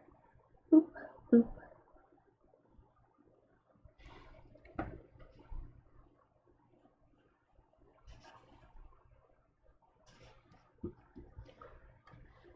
And its body comes down, but you can't really see much of it. It's just like right there. And has a ridge on its back, kind of like a dragon.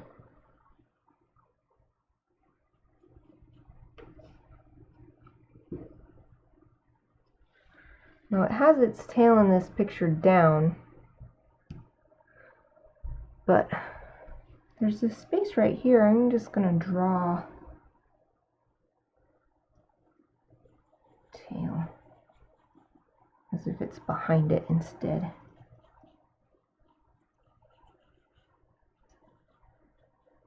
Pretty simple tail.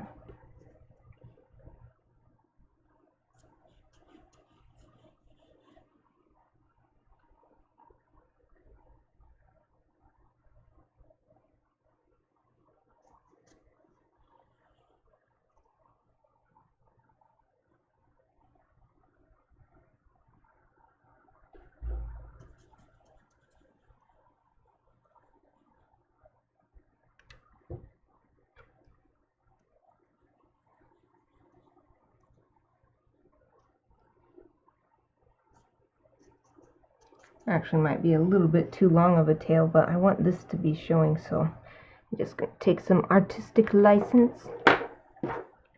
Now, for the ink part.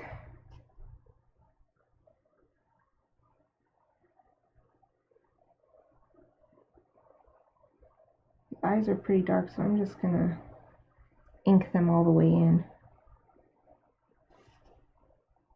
Since I only have one color to work with.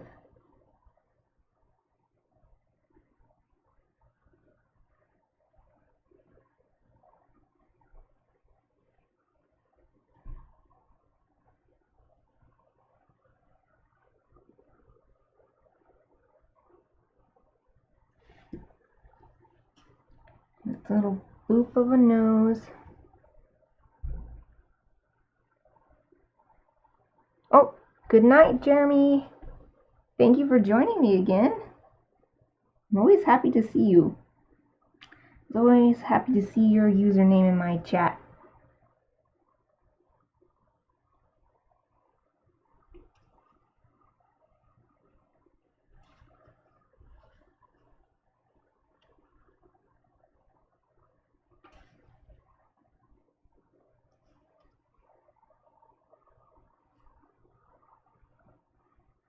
So far I'm thinking this pen, what really makes it special is if you actually want to be writing on something that's not paper.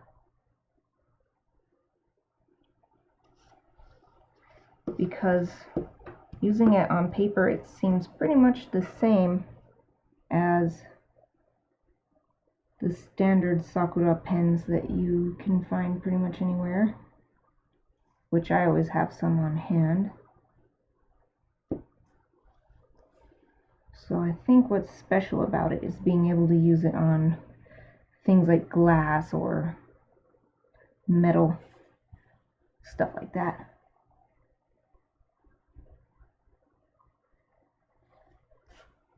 Since I don't do anything like that, I won't be rushing out to buy any of these, but I'm not unhappy having another waterproof pen in my arsenal.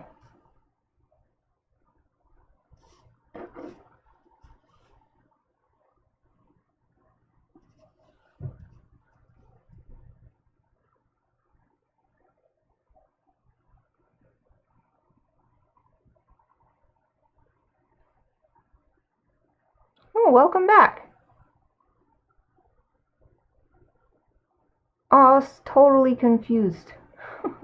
I thought Carletta was leaving. You were leaving Jeff. Okay. Well, everybody is back now, except for Jeremy, who also just left. I'm so confused.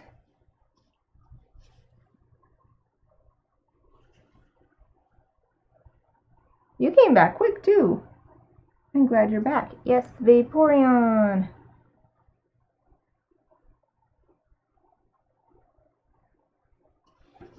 I've never drawn one before. My first Vaporeon.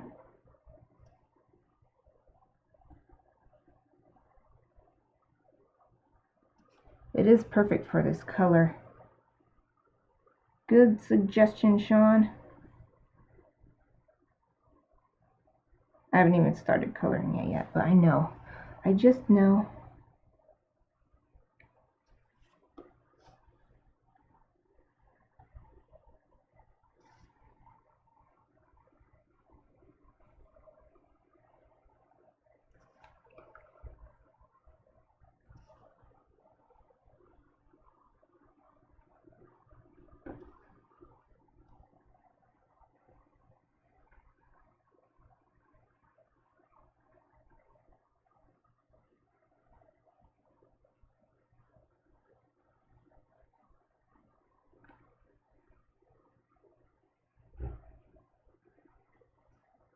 Its little fin for its tail.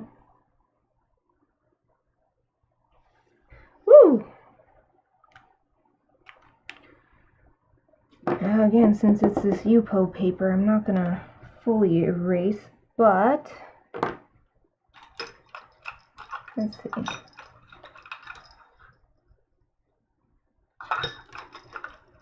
Here's this little eraser, which I got in an ArtSnacks box long ago. I'll just clean it up a little bit without actually erasing any of the ink parts.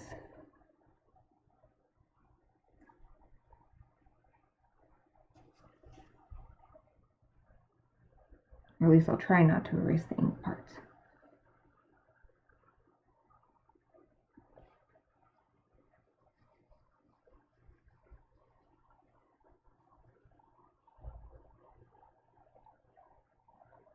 Ugh. Yeah, it smears a little bit too. This paper isn't the greatest for erasing. You gotta know what you're gonna do. Or it's not just that, you've got to be able to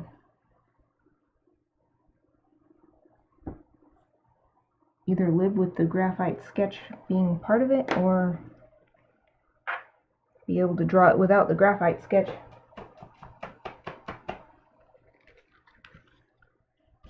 There, that's cleaned up enough, I think. Let's try the paint. I was thinking I could, it says no need to thin it out, but I want to try thinning it out and see how that works.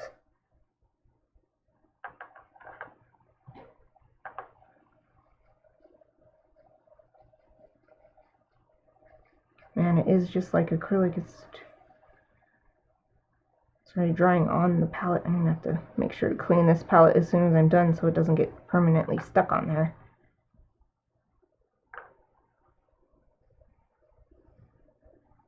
Okay, a little more water.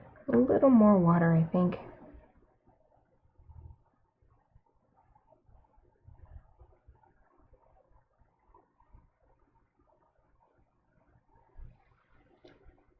Jeff, I should practice drawing on restricted spaces like this. It is pretty fun.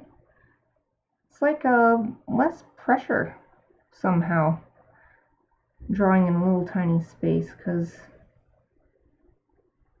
there's only so much you can do, and it's actually kind of a relief. Oh wow, adding lots of water is having a weird effect. Like I can see how this Yupo paper doesn't absorb water doing it this way. It's just pooling on top. It's so weird. And it's probably a combination of this new different paint too, with this relatively new different paper. Interesting. I'm gonna have to be really careful until this dries, because it'll get everywhere if I rub my hand through here. Wow, it's so weird. The paint is pooling away from the edges. So there's this almost like a highlight around all the edges of where I painted.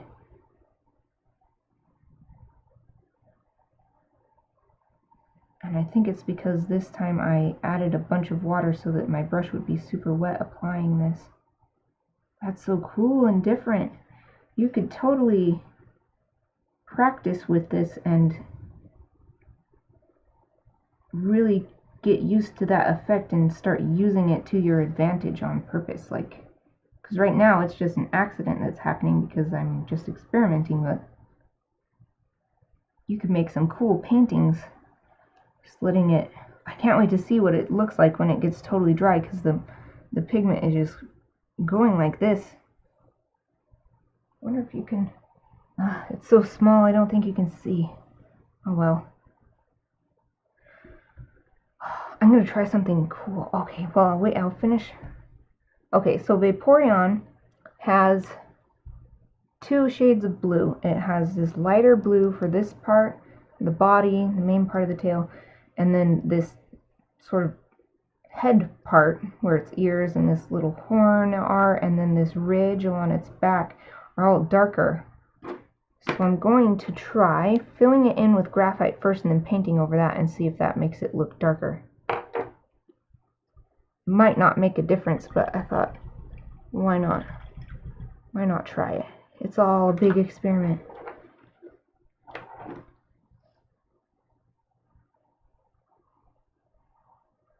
Oh, Jeff, thank you. Thank you for explaining what Vaporeon is. I'm playing Pokemon Go all the time. It's in Pokemon Go. It's one of the best Pokemon in Pokemon Go. So you'll always see it in the gyms and stuff. It's always there. It's because if you arrange it by, it's called CP, which is combat power, Vaporeon will always be in the top.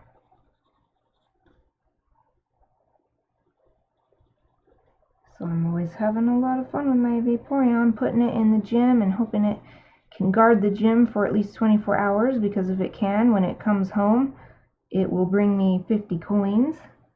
Then I can use the 50 coins to buy items, which normally cost real money.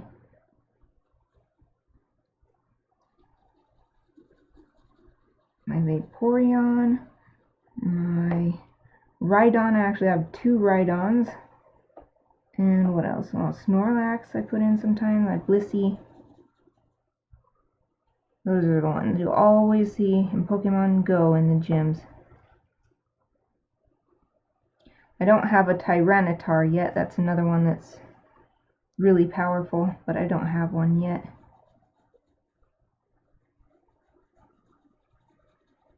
I'm just filling this totally in.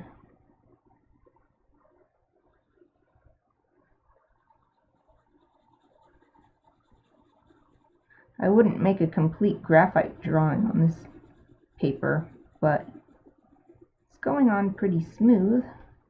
The graphite is applying pretty smooth to this paper.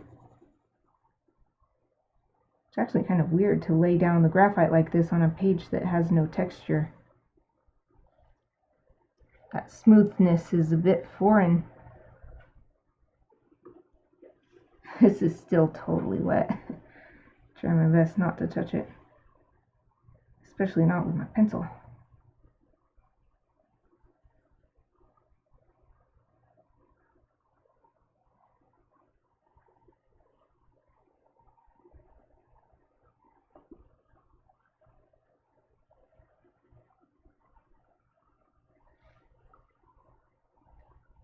Sweet. And there's this ridge on its tail.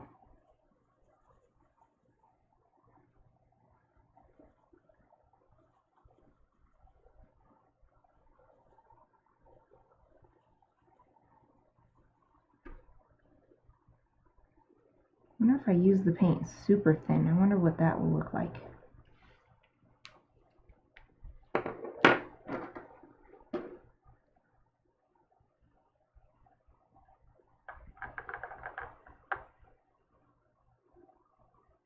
Okay, let's see. I added even more water to paint ratio to this brush. But I'm still trying to stay away from the edges of the card because I don't want to get it on my table. Yeah, it's so weird. It's so weird how it just pulls away from... It won't even stay up in this corner. It all wants to go elsewhere.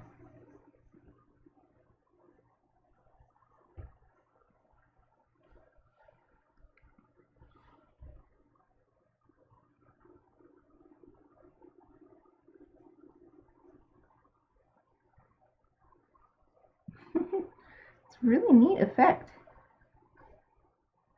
Sort of like the edges are... It's like in Photoshop, there's like a neon filter you can do or something like that, and it kind of does that where every color ends up having like this white line, whitish line around it. Looks similar, this effect.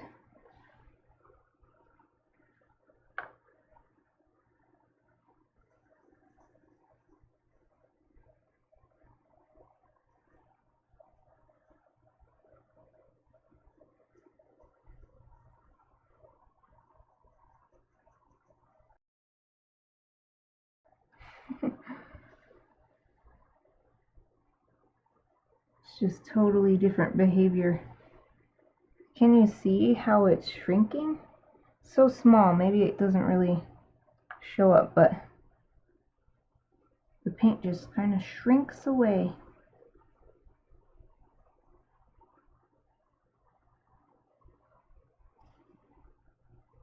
If you go over the same spot again, then it doesn't shrink so much.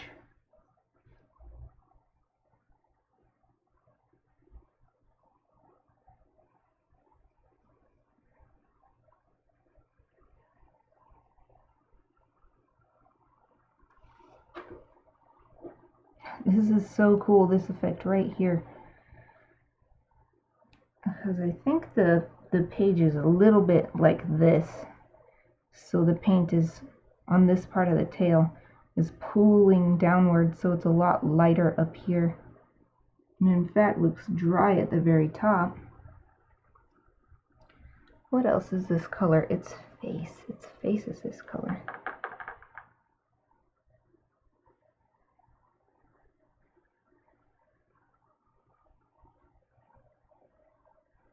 Would be cool to try this paint and just sort of do a bunch of paint splatters on a page like this, on a UPO page.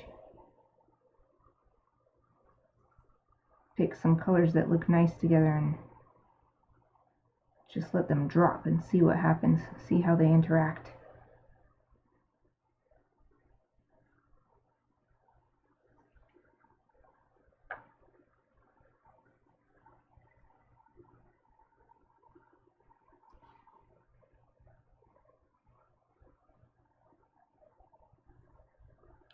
This black ink pen does seem to be waterproof. I'm not getting any bleeding from it as I go over it with this super wet acrylic gouache. So that's good. It's true to its word.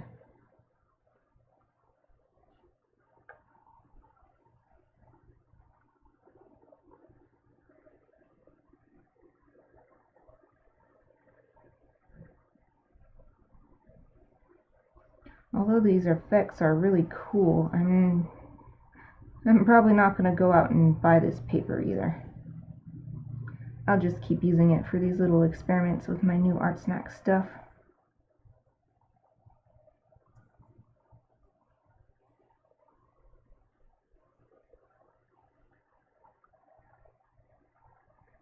It's like a weird, it's just so weird, that effect. So it's lighter around the eyes because it's shrinking away from there. It's lighter around the mouth.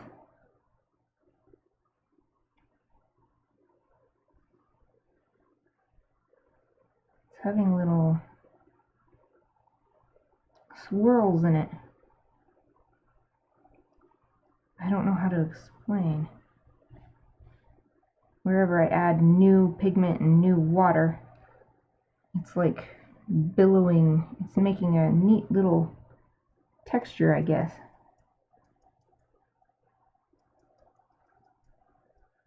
Ooh, neat. If I push the brush down, it makes... Wow, look at that. Cool. It sucked the paint away. Just the brush alone. Ooh, what if I put a water drop right there?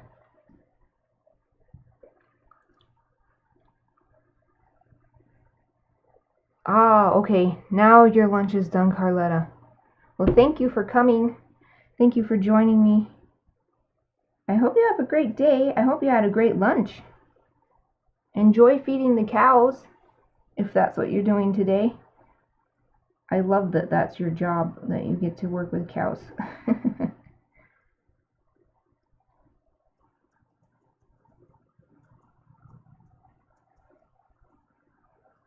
Now I'm just experimenting with this. It's cool how this works on this paper.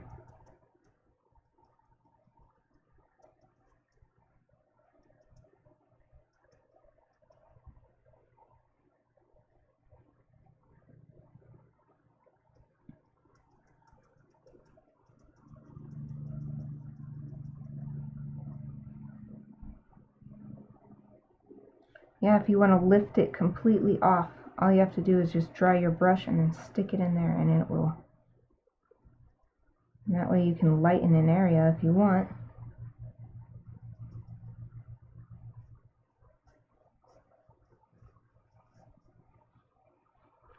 So cool.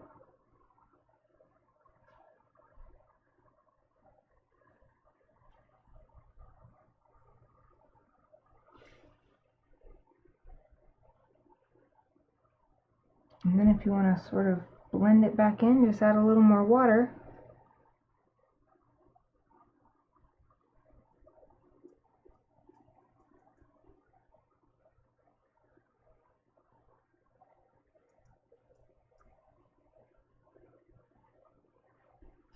So neat.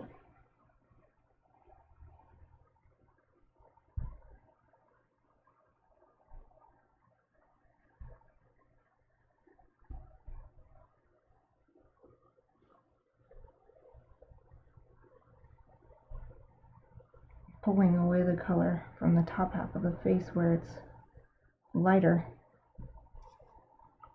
Then I'm going to add some water, smooth it out. Maybe I'll get a, what am I trying to say? Sort of like shaded effect.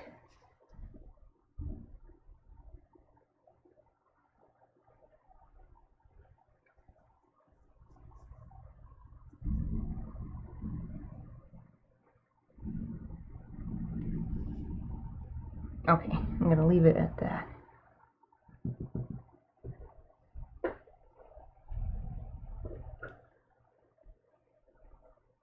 Oh yes, I wanted to paint on top of the graphite and see if that makes it an even darker color. I'm also not going to use it so diluted, and that'll help, since Vaporeons have 2 shades of blue.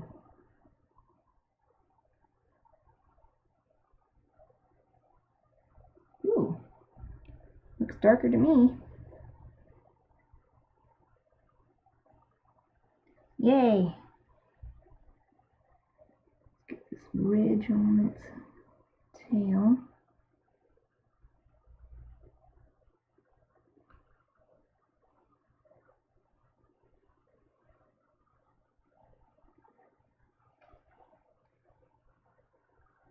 It looks really good with that graphite underneath, I think.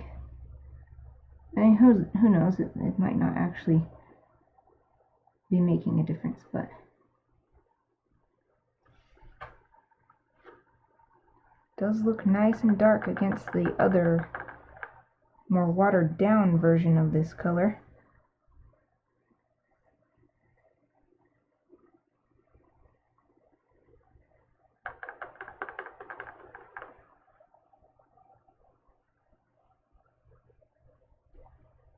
I bet this paint is going to feel totally different to use when I move on to the watercolor pages.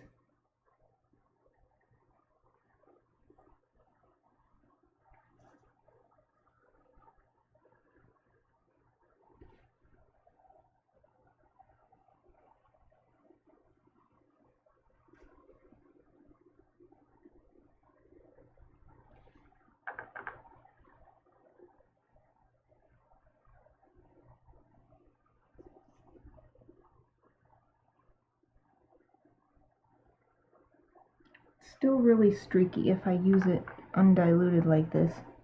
The paint is. I don't know if that's the paint or just this paper.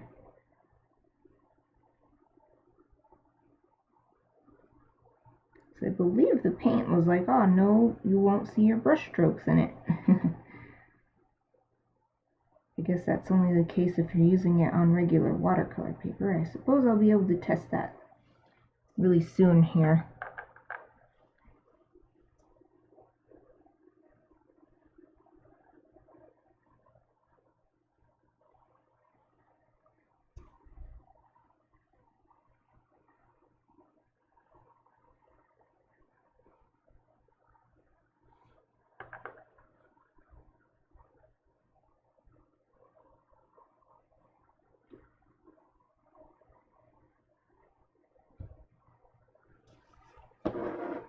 Oh yeah, that's turning out pretty good. Put a little bit of this on top of the eye to give it a little color. Just like how it is in the reference photo, though the reference photo is a purple color.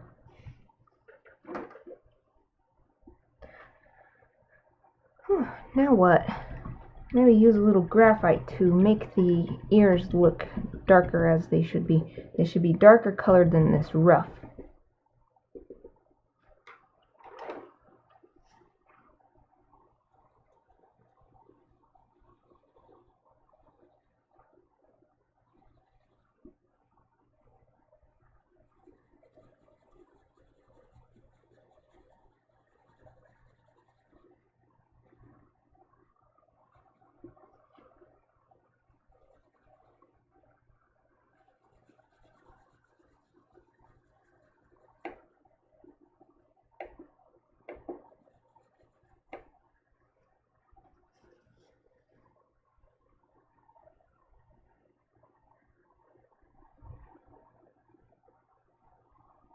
Oh, thank you! You like how much I'm experimenting to get different shades in this one drawing. Thank you! I decided I should give it a full... What am I trying to say? Let it show its full potential? Something like that. Give it a chance to impress me. See what it can do. Still not going to be rushing out to buy this paint, but at least I'm having fun with it. I think that's the most important thing. If I'm paying for this monthly subscription, I should have fun with the stuff I get out of it. Even if I don't go on to purchase more of it or use it in a series of illustrations or something.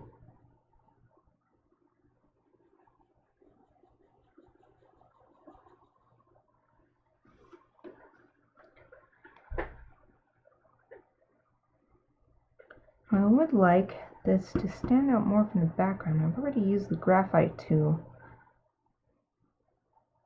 So maybe I'll use more of the pen and I'll just do some shapes, like outline.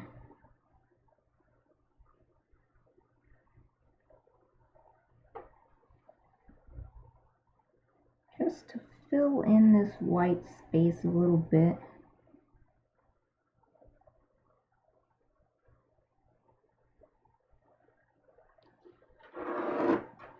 I'm still trying, I can tell there's a bunch of spots still wet, so I'm still trying not to touch the page, although I still have to hold the page, because if I draw on it, it starts to move. That's why I purposefully got myself into the habit of using paper that's bigger than I want the final image to be, and then that way I always have a place to hold on to it without worrying about messing up the picture. No one ever taught me the idea before. I had to just figure it out on my own. Ever since I started doing that, I'm like, yes, I should have been doing this years ago. It's always been such a trouble to make the edges of the drawing look just as good as the inside part, and to somehow be moving the picture around without messing it up and everything. Ooh, let's do some more different lines. Let's just make it an interesting line background.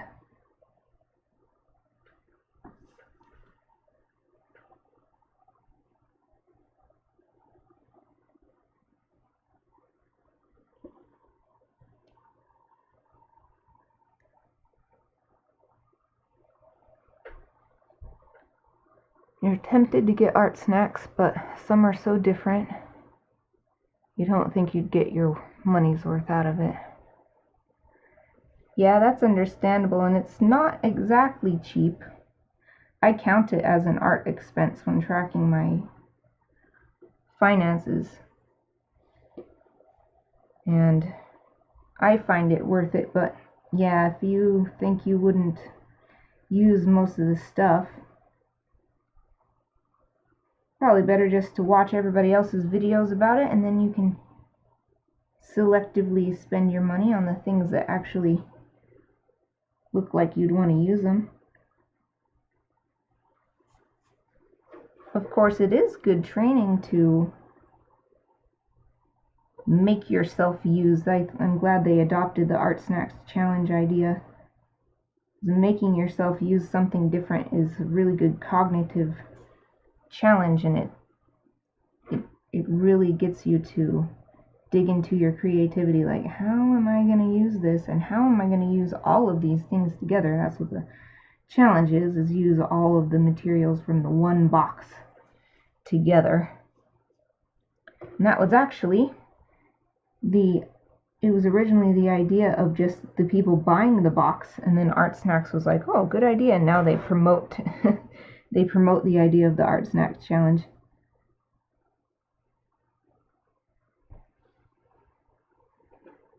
I think this is going to be a cool little drawing. Cool little Vaporeon.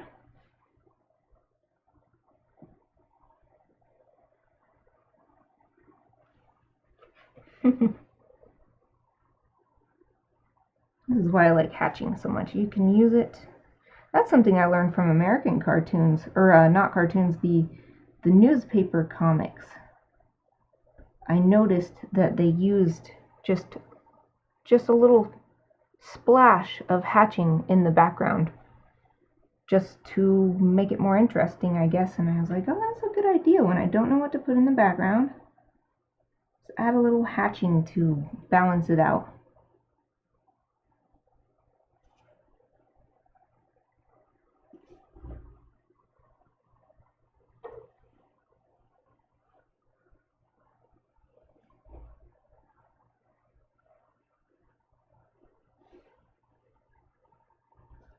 And this goes like this.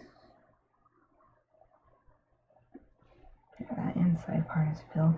Now fill the whole rest of these white spots. That way this white ruff around its neck will definitely look like it's supposed to be part of the Vaporeon. What shall I do? More lines? I suppose I'll just do some more lines. More hatching lines.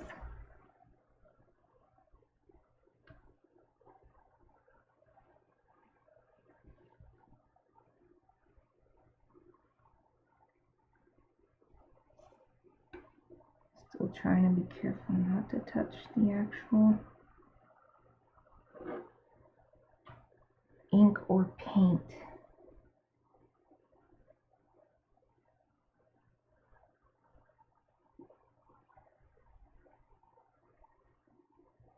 It's getting really hard because there's hardly any spots for me to hang on to the paper so it doesn't move away when I draw on it. Using my just the very tippy tip of my fingernail to hold it.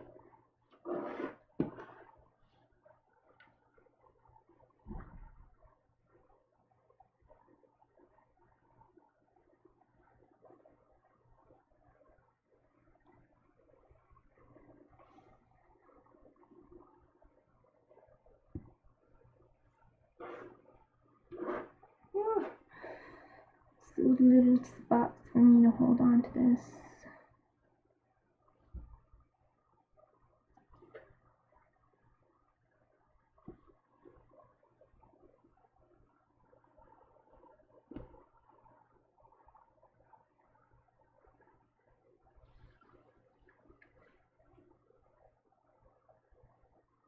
Almost done with it though.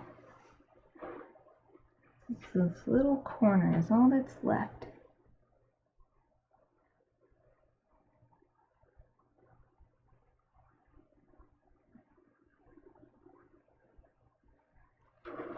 Woo!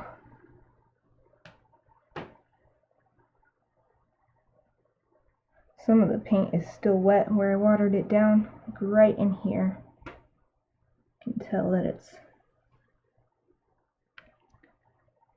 actually easier to tell with this since it dries matte.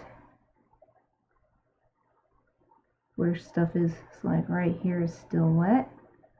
Right here is dry. Okay, I'm gonna assign this right in its ear.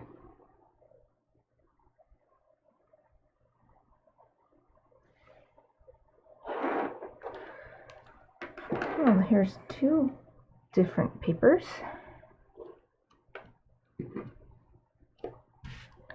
Two Yupo papers. The medium, which just seems to be thicker, and I don't see what difference they didn't bleed through or anything.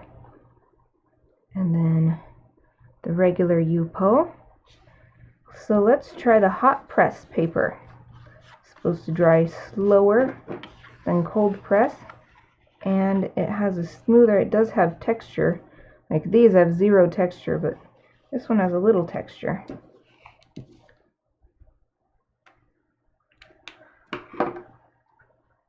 But now what should I draw? I don't remember any other. I'm going to scroll up in the chat, see if anyone else gave me a suggestion. I remember Jeff said something from fantasy. What did he say? Let's see. Oh, and Sarah, you said jellyfish. You said like a bird made of flowers. Okay. Well, that's what I'll do. I'll make a, well, I don't know. I'm not sure quite how to do that, but a bird made of flowers.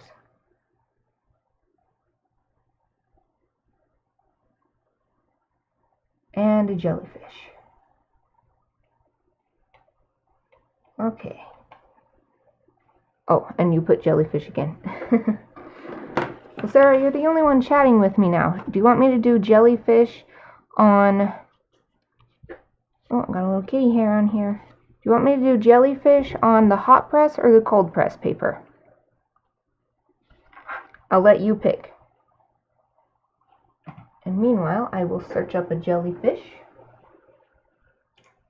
I always like those moon jellies.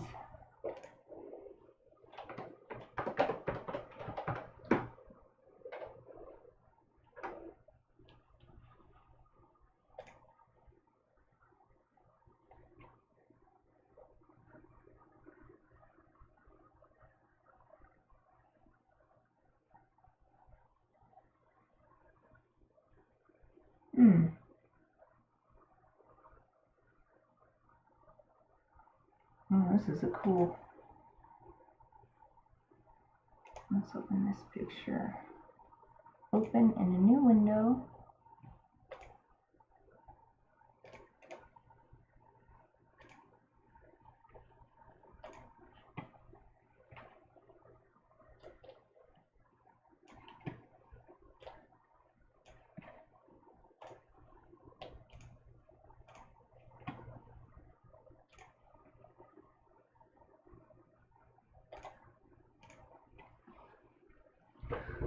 There. Got my reference. Try the hot press. Okay. Hot press. This is my first time ever using hot press watercolor paper ever. Let's see how it goes. This time, I'm sure I'll be able to erase this on my sketch. Moon jelly. Moon jelly. I'm drawing a moon jelly. Maybe I should draw it.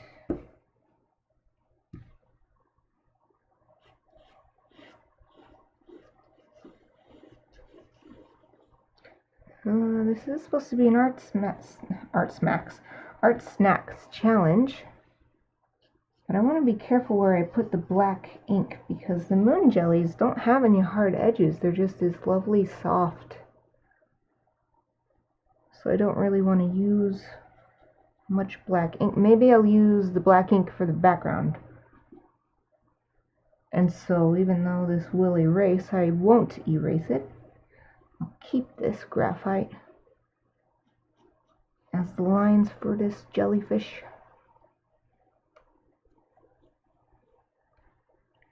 Here's this inner part. And then the moon part to me is this part. Because they look like little moons to me. Probably a different reason why they're called moon jellyfish, but this is why I like to call them that.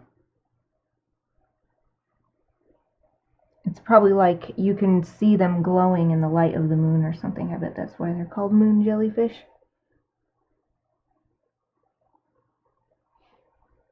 And then the inside, oh, you can see the other side through. The other side of the main opening you can see. And then there's all these little like shaky lines like this. Probably it's digestive bits.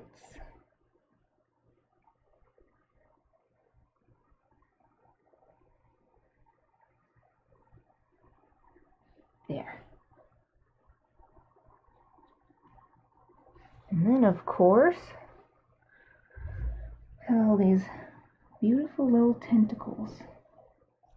So delicate. Little hairs.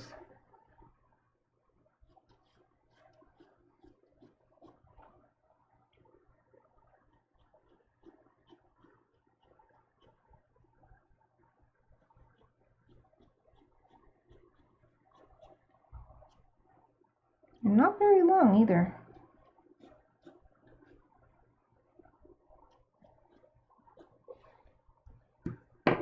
I'm gonna erase a little bit just to clean it up.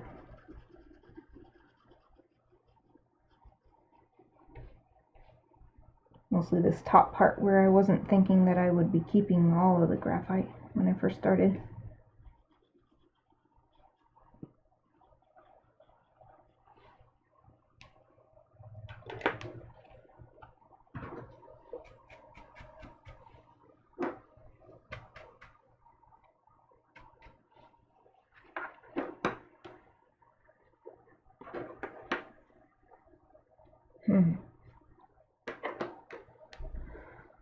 I wonder I should draw another one in the background. I think I will. It's kind of empty. It's kind of empty back here.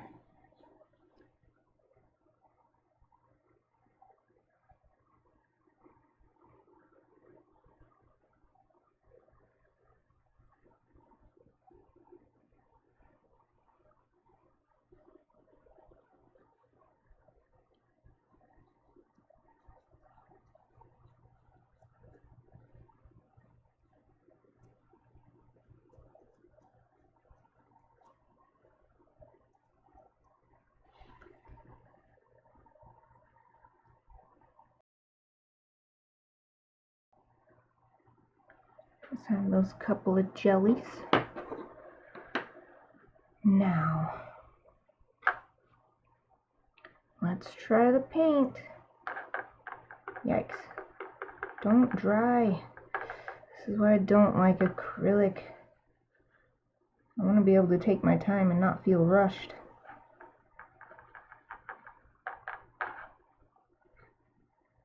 Okay. Now, how should I go about this? In these pictures, it's always like this. These parts are glowing. So I guess I just need to leave the edges.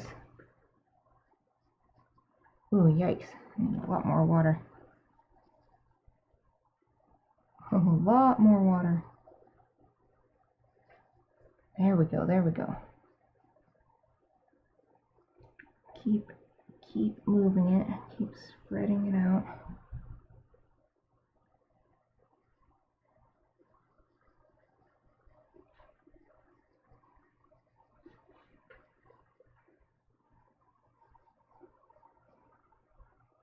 Yeah, since it's gouache, I gotta be careful. It's not watercolor, so if I paint over, it's a good chance that I'll lose the graphite lines entirely.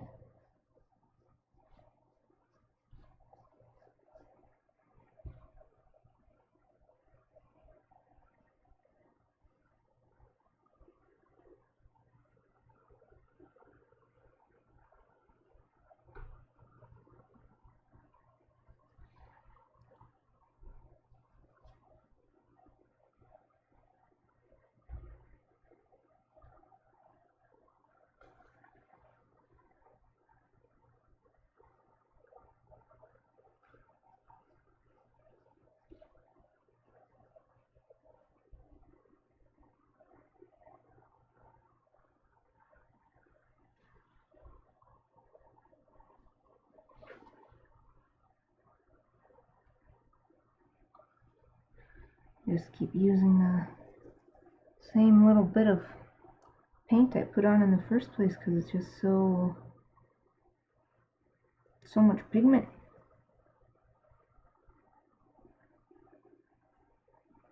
There, when it's really watered down, it's not losing the graphite.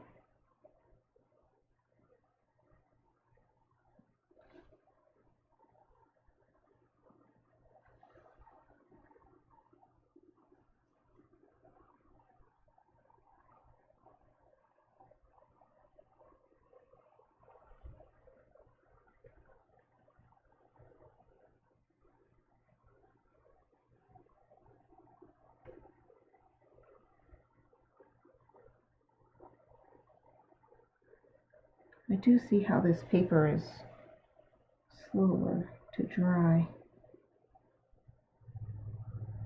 Of course, after working on that Yupo, it's still a lot faster than that, but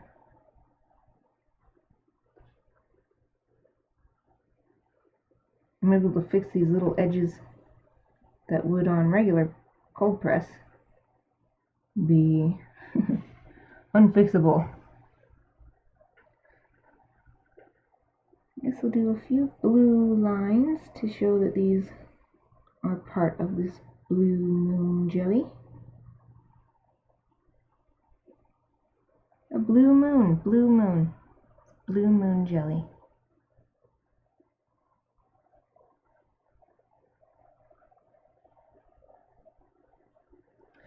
I was just looking up blue moons yesterday because I was listening to one of the bonus drama CDs that came with my Otome game character song CDs.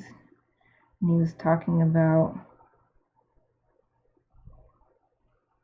a blue, so he was like, it's a blue moon tonight, that's a special moon because it only happens whatever, and I was like, what? I don't remember it being like that.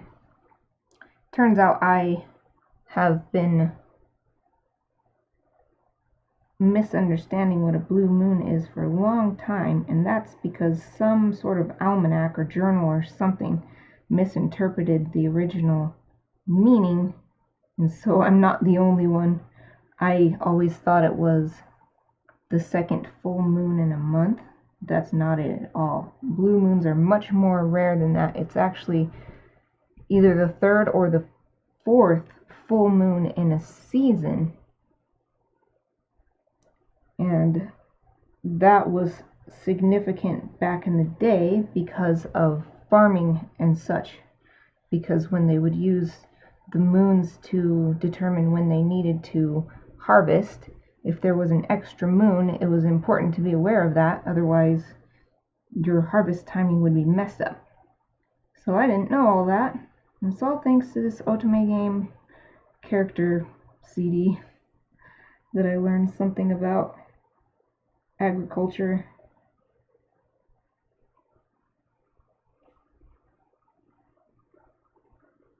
I love Wikipedia. I would never learn that stuff without Wikipedia. I'm always on there, just learning random stuff.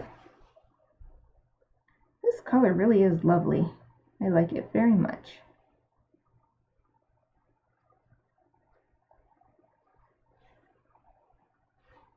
Tiniest bit more pigment. Ah, it's too much. I want a small amount of pigment, but it's too much.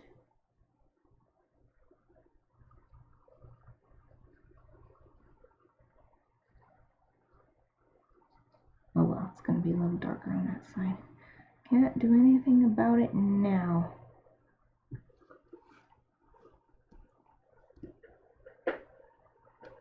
Well, it's not exactly how a moon jelly is. Ooh, what else shall I do? Maybe I'll just do some cool experimenting with drips and drops. Get the page all wet. Yeah, since this is absorbent, these were non-absorbent. They didn't get all curved, but this one is starting to get curved and distorted.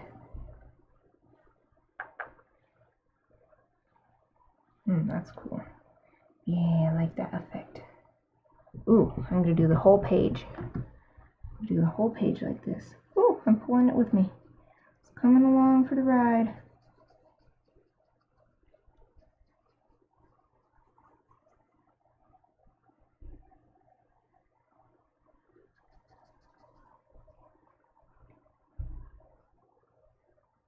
Ooh, I bet this wet on wet technique will work even better on hot press, because if hot press dries slower, you don't have to worry so much about covering the whole page real quickly and keeping it wet, because the one side dries before you get done adding water to the other side. Of course, it is still watercolor paper, so I'm gonna try to be somewhat speedy.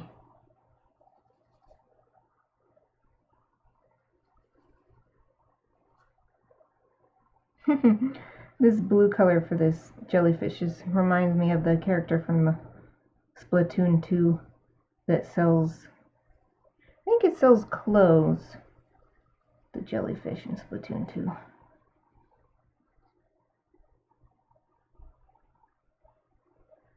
Aw, cleaning is no fun. Why can't my stuff magically tidy up and move itself? Yep, we need Harry Potter spells. Harry Potter type spells.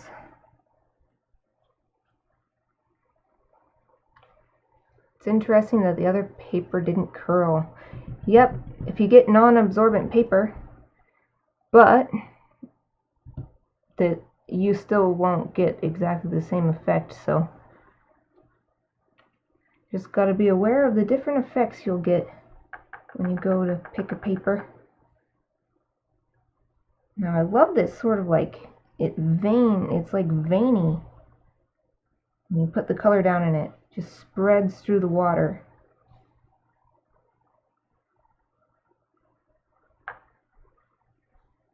It's so neat. Add some more water and it will spread out some more.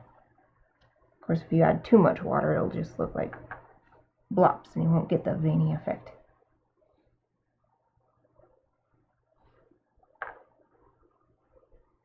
Oop. Yep, there was a blop. Oh, blop.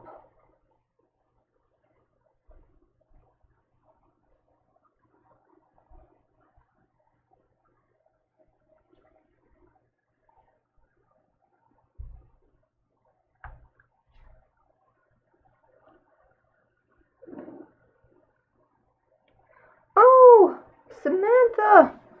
Welcome! Shall I call you Sam? I'm so happy you could join me.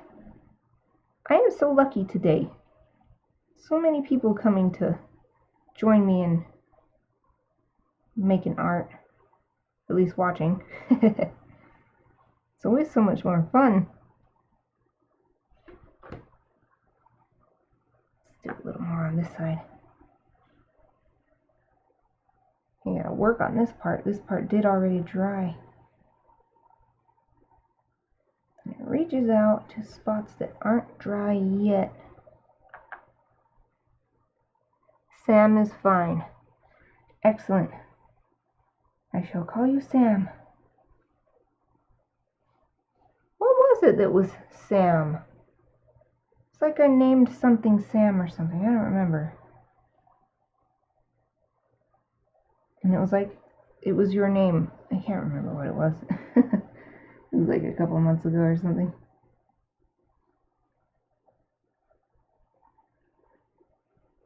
Oh man. I just realized I'm not going to be able to do any black ink on this yet because it definitely won't write on this wet stuff. Every time I've done that, either on purpose or by accident, it actually ends up sucking the water into the pen, so then just nothing comes out. And then you have to keep scribbling with it until it produces ink again. I don't want that to happen.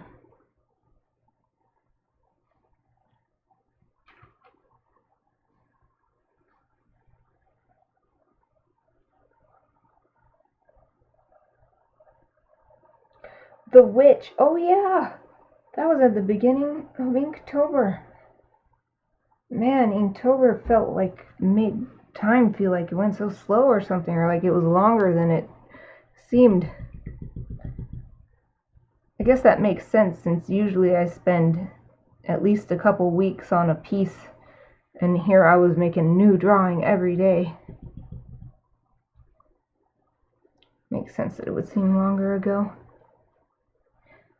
Sarah, I love the way it's spread out though. It's so fun to play with this stuff. Play with water-soluble paint on watercolor paper. And doing the wet on wet effects is always super fun. It's a really good way to get neat background effects. But I guess I'll just set this one aside and then I'll come back to it when it's dry. And then I'll start on this last piece, the cold press paper. But what should I do? Jeff suggested a tough one, a bird made of flowers. Ah, what the heck, I'm gonna do it. I'll just do it. Let's see, just do a kind of typical mouth shape. But if it's made out of flowers, maybe it'll be like kind of like a tulip. So I'll do, but it'll have some leaves curling up as if it's just, I was gonna say just hatched. Tulips don't hatch, they bloom. As if it just bloomed, and there's these green leaves coming off. Sort of like a tulip, not exactly a tulip. Bird made out of flowers. Bird made out of flowers. Well, then it needs the head part. So that should go like that. Well, I'll just do its eye, and I'll just do a daisy around it. I'm pretty sure there's a daisy that's called like ox eye daisy or something. I think it was a invasive species for my area. Ox eye daisy. Some sort of wildflower, but it's not from here, and it beats out the native plants and takes their, I guess, their territory. What do you call that? The space where they can grow in. Bird made out of flowers. I guess the most bird-like feature is the wings, but I started with the head, and now there's not room for the wings. Well, I guess I make the head what? I make the head a rose, or something rose-like, where the petals curve back like this.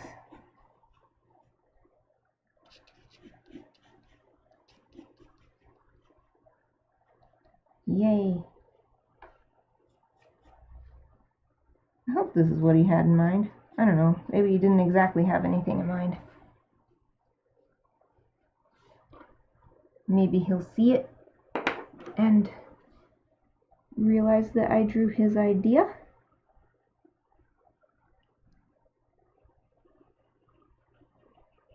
I just want to clean that up a little bit.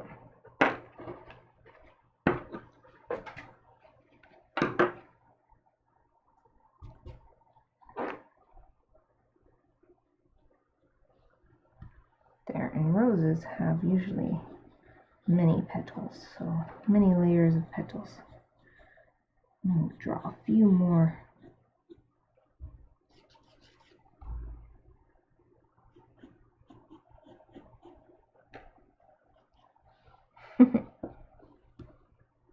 I'm going to have it have a tongue, but it will be like the, what do they call it, the stamen part of the flower? I think they call it the stamen. There's a stamen and the pistil. I can't remember. Learn that in university biology. I loved that class. It was such a cool class.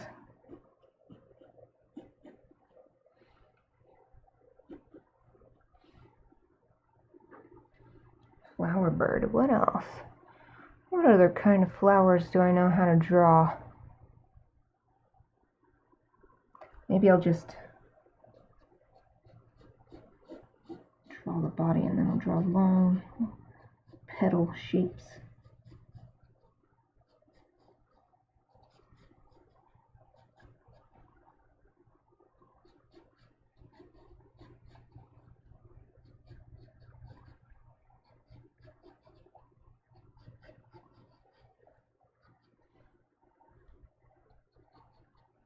Yeah, that works.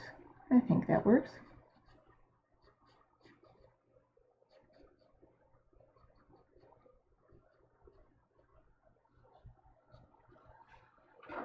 It's so weird. I should do some sort of crest or something for it. Ooh,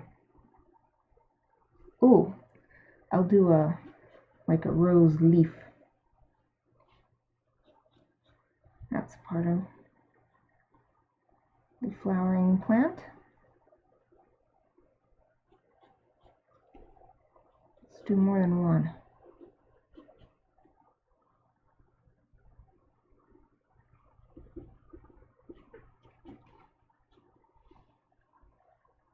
Let's do a third one. What the heck? There's all this room back here to fill stuff in.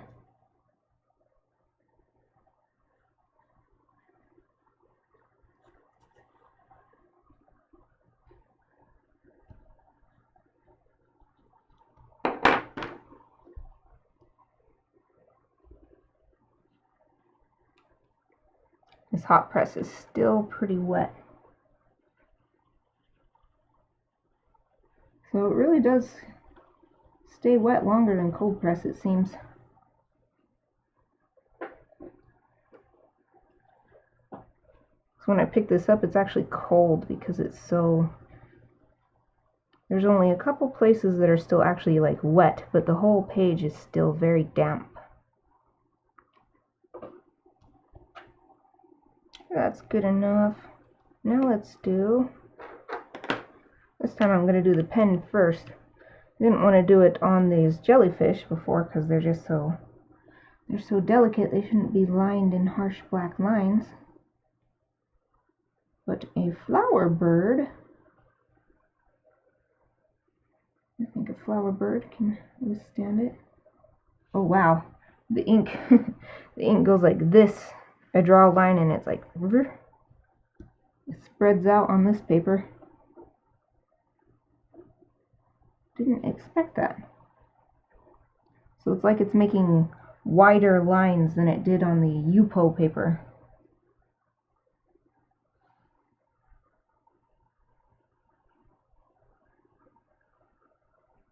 Jellyfish are so pretty. Yes, I agree. I love both at the Boise Zoo and I think the Seattle Zoo, they have a jellyfish viewing. Of course, in the Seattle one, wait, Sarah, you were there. The Seattle one, they have the cool, it's like a ring. Oh, wait, it's not the zoo, it's at the aquarium. They have a ring that you can walk through with the moon jellies in it. It looks like it has a shimmer to it almost. This one, this paint is really interesting because it says it's acrylic gouache and it behaves like acrylic a lot, especially here in the, like just the sheen on it and the way it's drying, and it's like getting a film over the top as it dries. It's very acrylic like, and yet on the page I don't think anyone would be able to tell the difference. They wouldn't know that this wasn't regular watercolor. And then it made this thick stuff too. So strange. I keep using that word, but it's a really strange paint. I feel like maybe people who prefer to work in acrylic would actually enjoy it the most. They'd enjoy it more than I do. So far, it's been fun to use, but not anything I'm gonna start incorporating into my normal repertoire of stuff. Art media.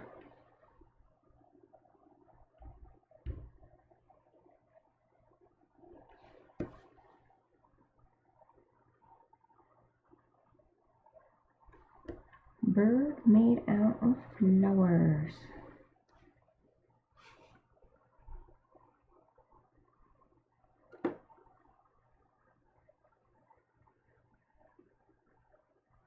Ew, I didn't know that.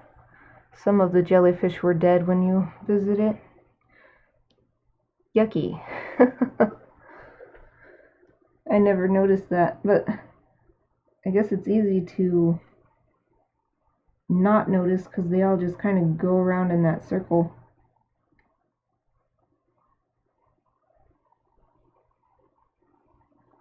But maybe they died just that day, and so they hadn't had a chance yet to take a look at them and see how they were doing.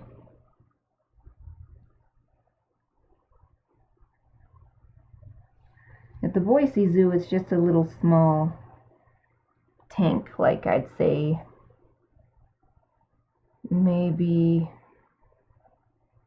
3 square feet total. It's pretty small.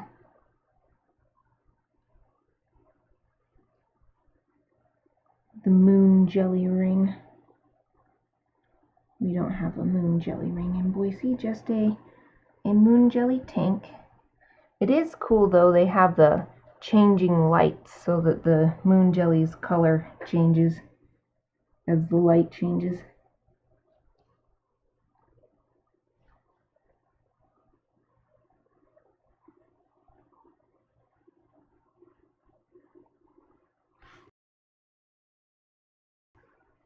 Trying to make these leaves as spiky as they're supposed to be. At least in my experience, rose leaves are pretty spiky.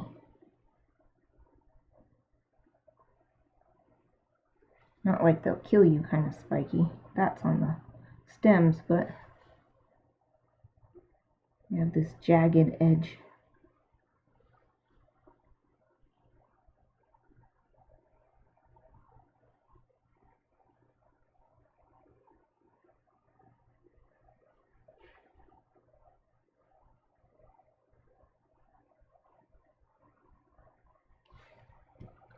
There, ink done. At least for now. Let's erase the pencil. This is going to be the only one on which I actually follow my normal routine of sketch, ink, erase. The only one of these 4 drawings. So U-pulp paper, erased away the ink as well. And then that hot press, I didn't want to put any ink on those little delicate jellyfish.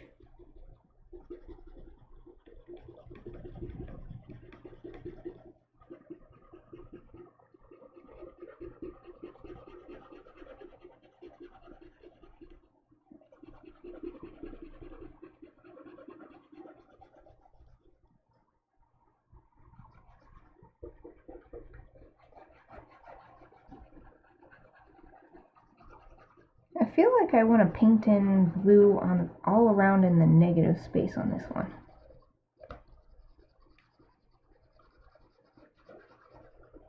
And be more selective about where I put blue on the actual flower bird.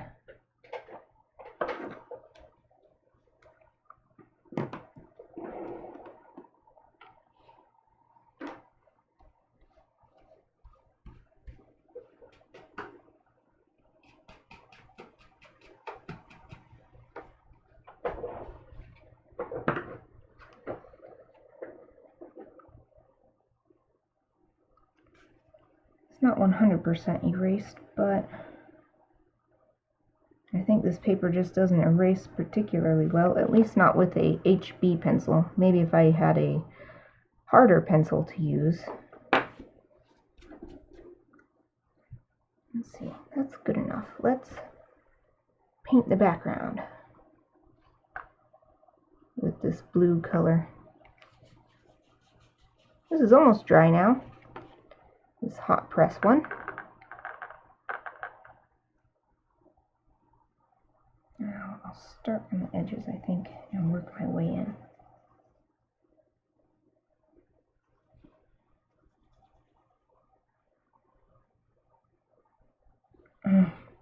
I don't think this paint totally lives up to everything that it claims, because now I'm using the most common watercolor paper, which is cold press. It said that you wouldn't see your brush strokes in this paint, but I can totally see them.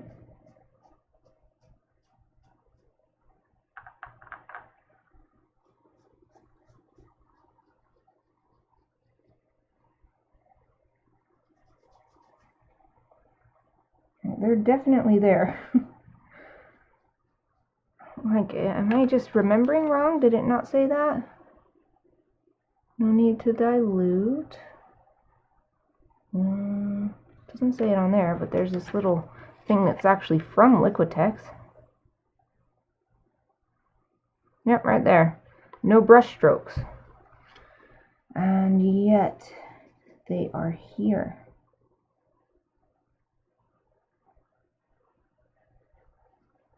Oh well, that's why it's good to experiment with something first instead of just taking everything at face value.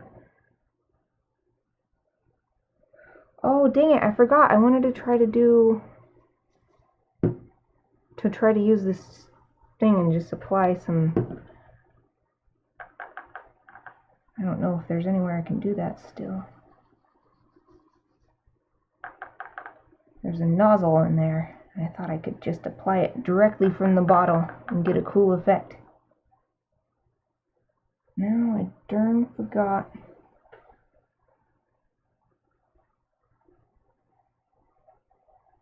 I do still like this color at least. Color is very nice. It's very pretty.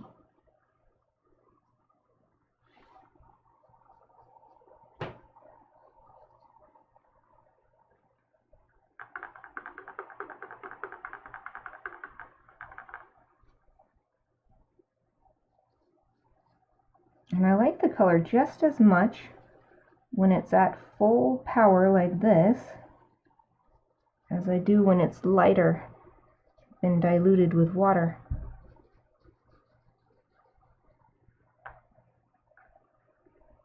Yeah, that's, of all the things they claim this paint does, not showing brush strokes is not a thing it does.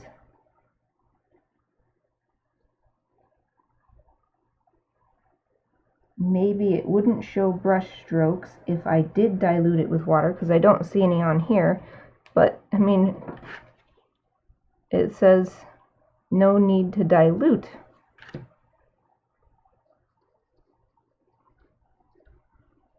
But there seems there is a need to dilute because it's the only way to not have your brush strokes show.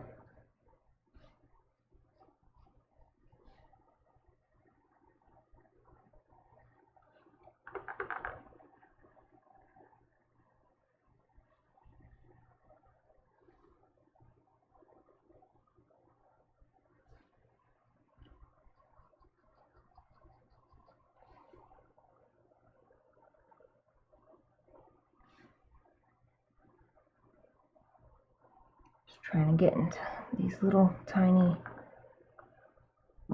spaces between the leafy spikes.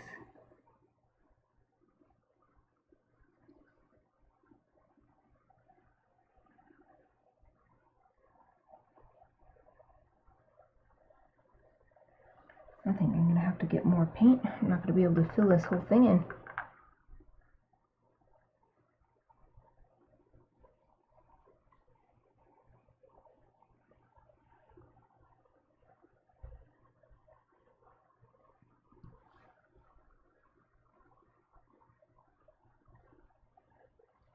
It's taking longer than I expected to fill in this area.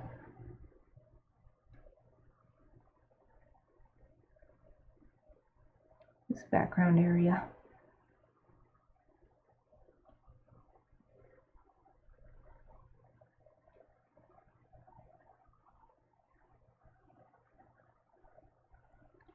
Well, it's almost a good thing that my headset wasn't working today, because I'm sure I'd have a massive headache by now since I've been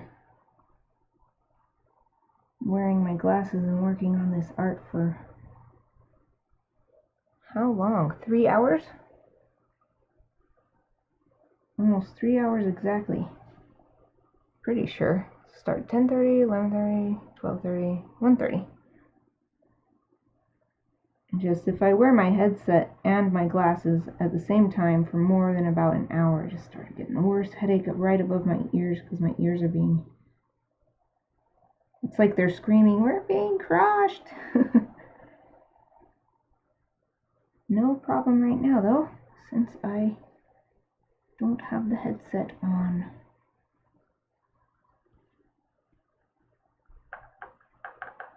I need a headset with built-in glasses or something. Or, well, I just need one that's like a little, all I need is the microphone. I just need a little microphone that goes over your ear or something. That kind of thing. So that it won't matter so much, since I'm using my gaming headset. It's all squishing my ears down with big, bulky headphones. And then, of course, my glasses go underneath that squish.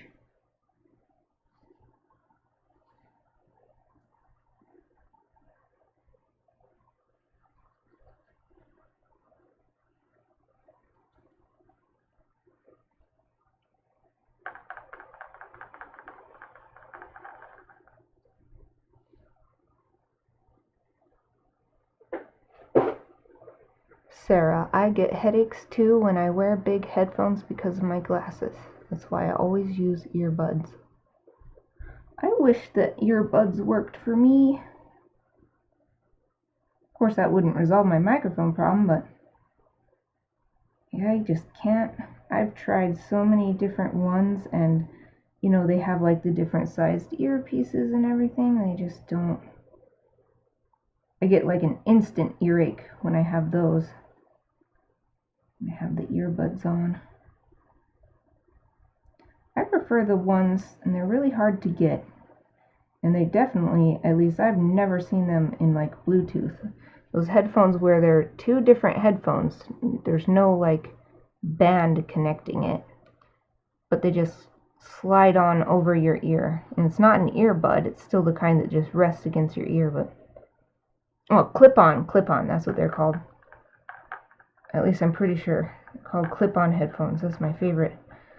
But I have to use other kind most of the time because I usually have them connected like my phone or my Vita, and so I need the Bluetooth. I do actually have them, my clip-on ones.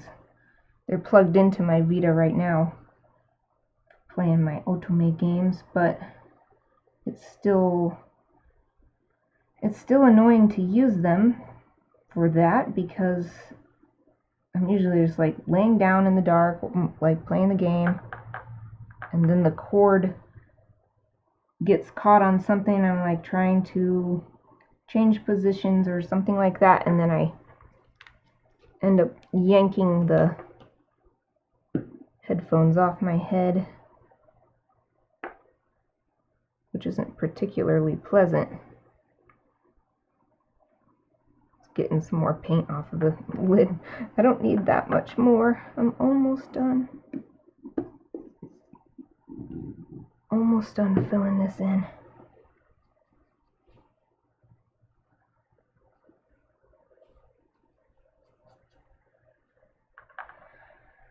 After all of this experimenting with this paint has definitely been the main feature of this ArtSnacks challenge. It's the most different item and it's the most versatile item.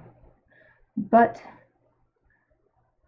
I'd prefer, rather than calling it acrylic gouache, that they would just call it matte finish acrylic. Because that's more what I'm experiencing with it. It's still basically acrylic paint, but it has the matte finish instead of the glossy, shiny finish that is usually associated with acrylic. Because even these watercolor-like effects, you can get this with regular acrylic paint if you dilute it enough with water, just like I had to do with this one.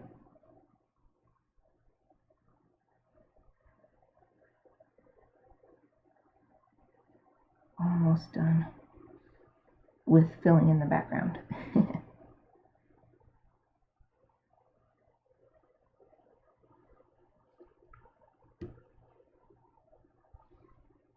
You can totally see all of the brush strokes.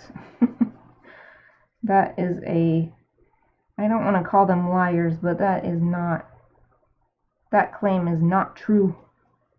No brush strokes, no. Very, very brush stroke.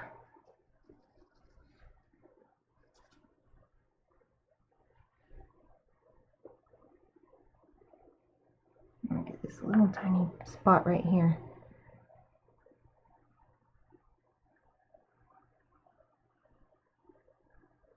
There. Well, let's see.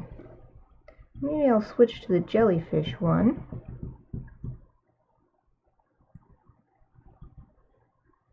While I let this acrylic gouache dry on this one.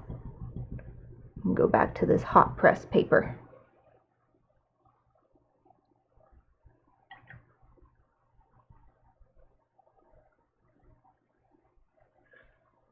There we go. Oh, no, there's still a little bit. Okay, I'm just going to let my brush sit in the water for now. So there's a lot of paint. I keep rinsing, but more keeps coming out, and since it's acrylic, I really don't want it to dry in the brush. Especially since it's that nice brand new brush, and I really like the weight of it, and the size of the handle is really good for me, I guess, for the size of my hand or or something. I really like that brush. So I don't want the acrylic to dry in the bristles. But if you are tempted to leave your brush in the water, do not leave it for too long, because it can start to dissolve the glue that's actually holding the bristles in there, and then you can get the bristles coming out because the glue itself has been compromised by leaving it in the water too long. That's my little tip. Now, jellyfish, what shall I do? I kind of want to make it like they're glowing. I'm just going to draw some little lines coming out, like comic style.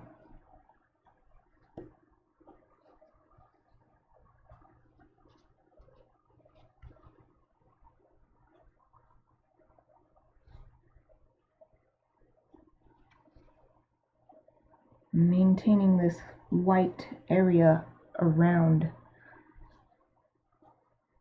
the jelly.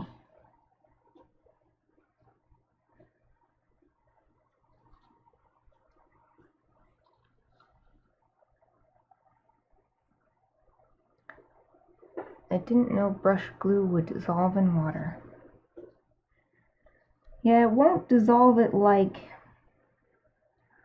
wow, the entire brush fell out. It won't be like that, but it can just it will shorten the life of the brush. I think that's the best way to say it.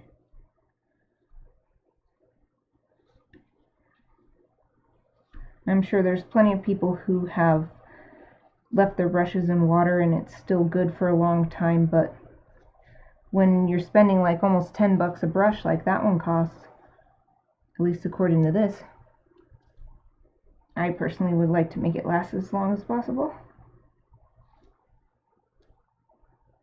It looks so cool. It's like a little halo around the jelly. Jelly halo. It'd be better if I had a thinner pen for this back jelly, but I'll just do what I can with this one size.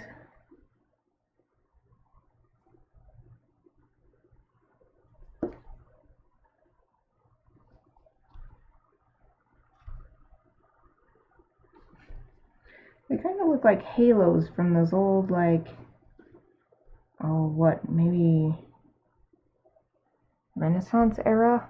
Maybe even earlier, like those golden paintings of Christian figures, and they have the cool, I always love this, how they have, you know, we always think of like a halo being around the top, like if this is someone's head, the halo is like this, and this is their face, and it's above their head. But in these old paintings, the person is here and the halo is behind them, and it's like glowing out like this, and it's really cool. And I've always really liked that. Always really liked that look.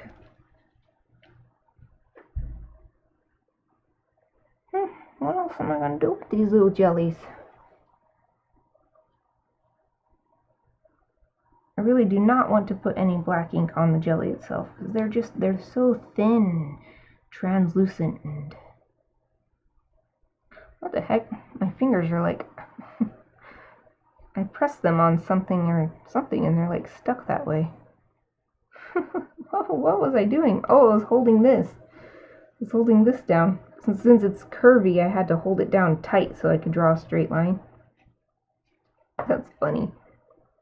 Maybe I need to drink some more water after this. I have only had one glass of water. I think this is good. The jelly picture. I'm just going to sign it.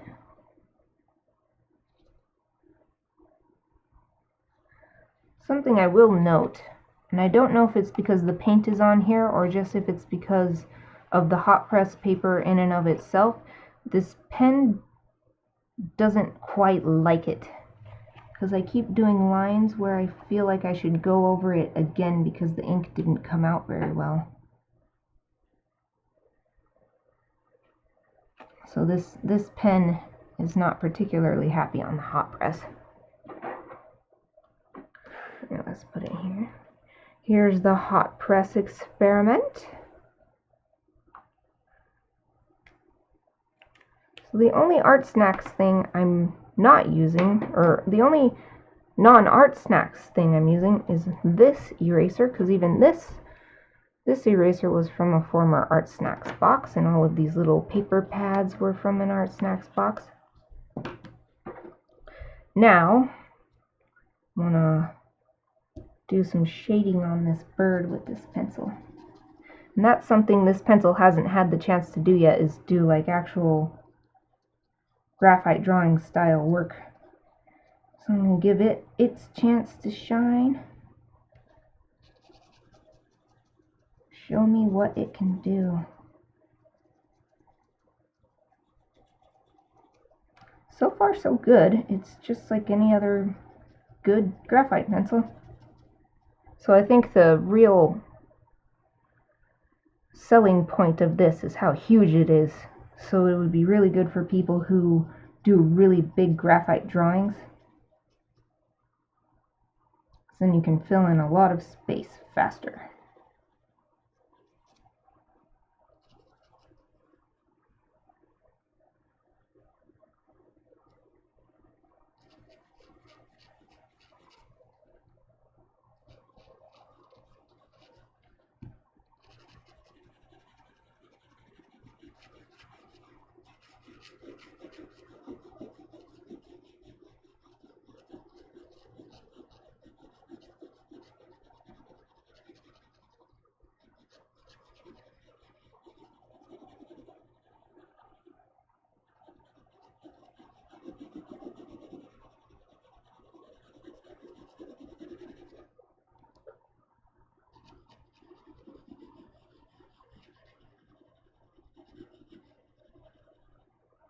Yeah, this is a pretty good pencil. I think the only drawback with it might be sharpening it. I actually have quite a few different sizes of pencil sharpener, but I don't know if I have one that's this size. I have one that's definitely bigger, and it's specifically made for a graphite pencil stick that looks like a huge Crayola crayon, but it's just graphite. That one is too big for this. Of course, you can always do it the old-fashioned way and sharpen it with an X-Acto knife or something, but I don't like that. I don't want to cut myself. I'll have to look through my stock of sharpeners. I have so many, but I don't use most of them. Generally, I use standard size pencils for anything.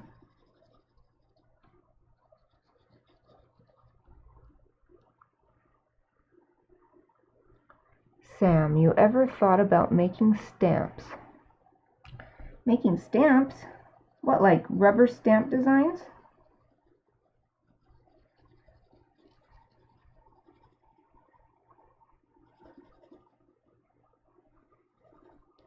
Or stamps more like, I don't know, post office stamps. I don't know what other kind of stamps there are.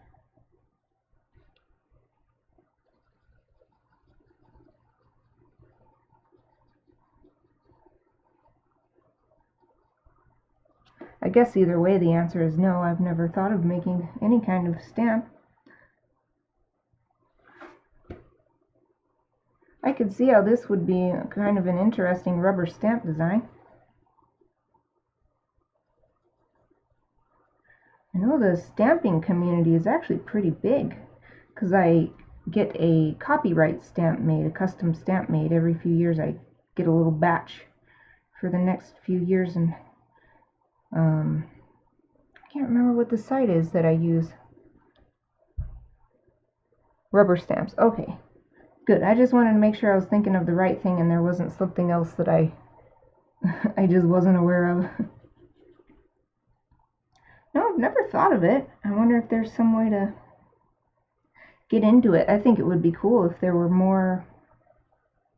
So I guess what I was going to say was, like, the stamping community is huge, but I've never been into it, and I think it's because there's not really anything that interests me that they make. Like, the designs and stuff, I just feel like I could just draw something that I want more. And maybe that would still be the case, but it would be cool if I could sell designs for, or license, I guess license designs for rubber stamps. Then I could make more different ones, like anime style ones or something, ones that aren't really represented, styles that aren't represented as much. Then again, I really only see the stamps at Michael's. Maybe there's more variety I'm just not aware of because I'm not into the hobby.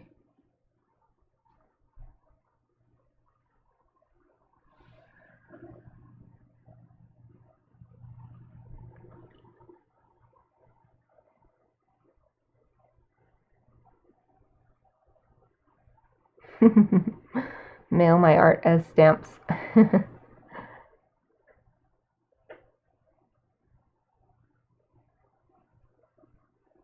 Aw, for people who can't draw. I do think that that's a really good way. I think it's similar to the adult coloring book phenomenon. And the stamps is kind of similar, where people don't have the time to learn necessarily, but they still want to create, and learning to draw what they want would take so much time that they don't even get to the part where they really feel free and creative. So the adult coloring books and rubber stamps too fills that need by, here's the drawing, don't worry about that. Here, now you be creative and do your thing with it. And then you get tons of different versions of it and stuff. That's cool. People using different colors or adding stickers or adding metallic stuff. And I think that's why in like the early 2000s, I remember my aunt was way into scrapbooking. Like, scrapbooking was the thing. And I think that's another thing kind of like that, where all the designs and stuff are there, but it's up to you to put it together in your own unique way and put your personal touch on it. But maybe once I'm done with school, my ultimate goal is to write and illustrate my own books, but having another source of income, such as licensing illustration for things like stamps, that's a good idea. Especially if they had a need to be filled and could tell me, when I say they, I mean the stamp making company, if they could tell me what they want, then I could design some stuff specifically for that. That would be cool. Thank you for that awesome idea. I'm going to keep it in mind now.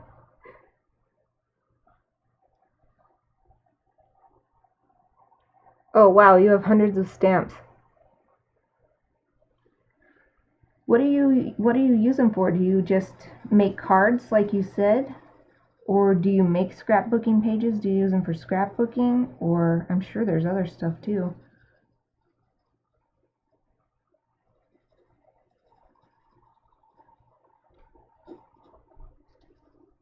This needs to be darker right here. This is turning out pretty neat. I didn't look at the thing as a whole until just now. I like how it's coming out.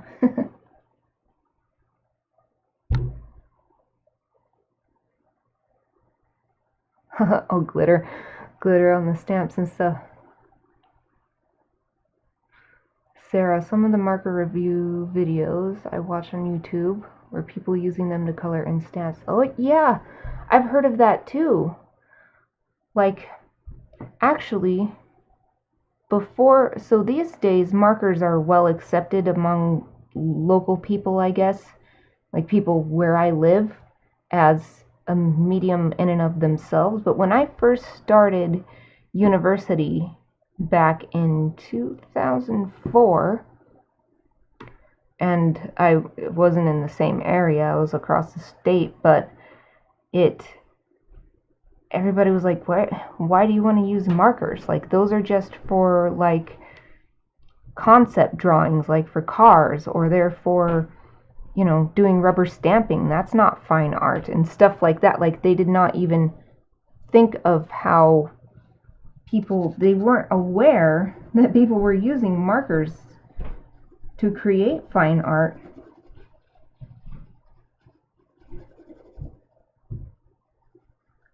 So I think the stamping thing actually came first with markers. People using them to color the stamps and then stamp it on there.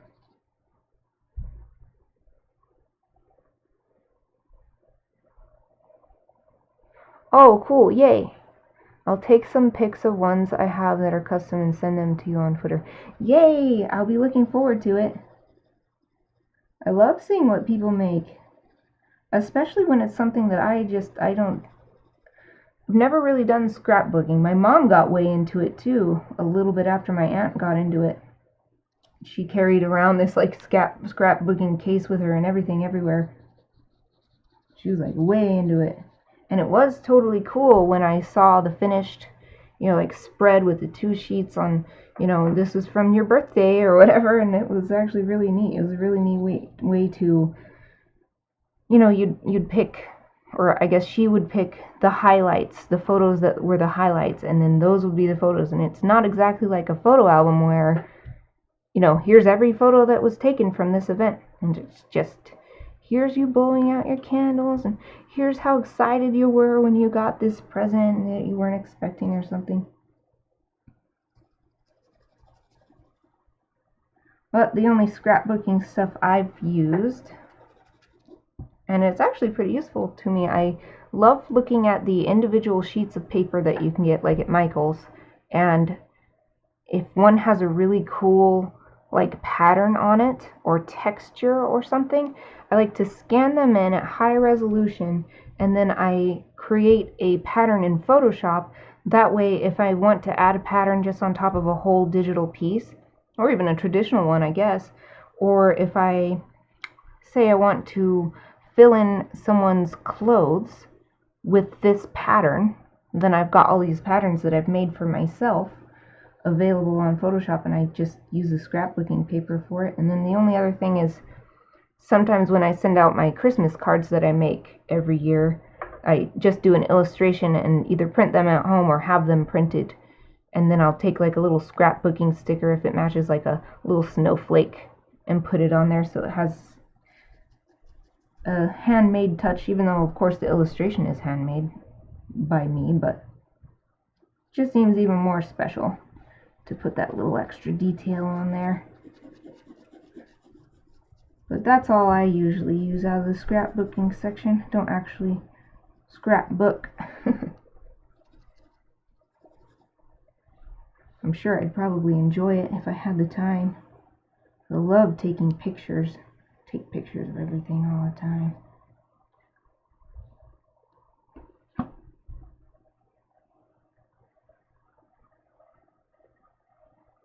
Sam, you should explain when you post the pictures.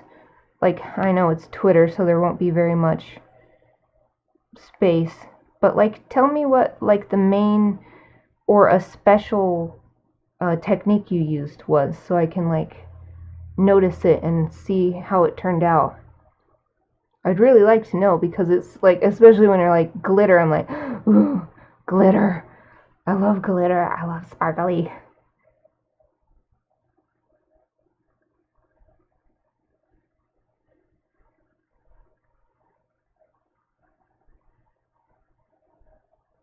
Oh, neat. When I lived in Houston, I would go to creative art conferences, and some vendors made custom rubber and cling stamps. I like them more because they're not what everybody can get at a big box store. That's cool. That's kind of like how when I used to do artist alleys at anime and fan conventions, you know, I'd sell my buttons, and I'm the only place you can get that particular design. You can't buy it at Walmart or something. I know a lot of people loved to go to Artist Alley just for that, just because they knew they'd get stuff they literally can't get anywhere else. But what the heck is a cling stamp? I've never heard of that. What is that? Something that's easily explainable in writing? Cling stamp. When I hear cling, I think of like those window clings where it's like a static electricity or something, and it's that little plastic, and then you put it on there, and then you have a snowflake. A snowflake on your window or your glass door or whatever. Cling stamp.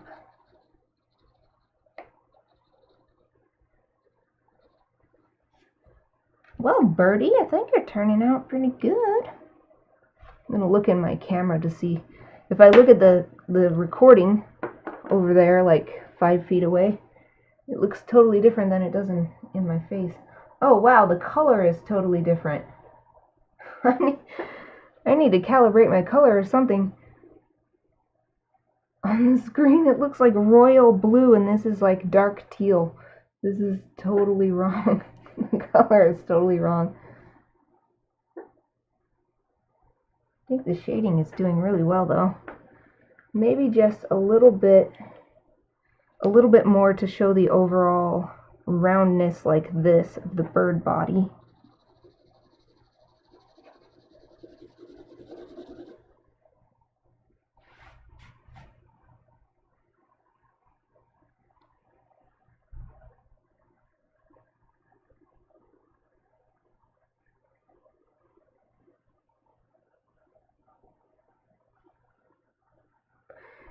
You know what is especially weird?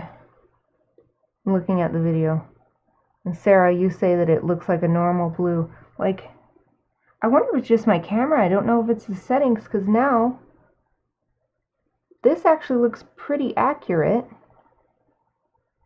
This blue right here. It looks, on the video, it looks almost the same color as this, even though they are wildly, wildly different in reality. Well, I guess you'll see I was going to scan these as like a 4 little thing, and so I could post a scanned version, so because they don't always come through that well in the video. Wow, that's just wild how the blue is coming through so different on the camera. So weird. Purchase a reusable acrylic block, and you can place this stamp on it and take it off when you are done. Oh, that is cool. I bet that's a space saving. That's a cool space saving product or idea, or what am I trying to say? Because if you only have the one block, because the actual stamp part is really thin. So if you have the block and the stamp, and you have like 10 stamps, it's going to take up this much space. But if you have the block and 10 stamp, like just the rubber part, it probably takes up half as much space. Just based on my own limited experience with my copyright stamps that I have for each year.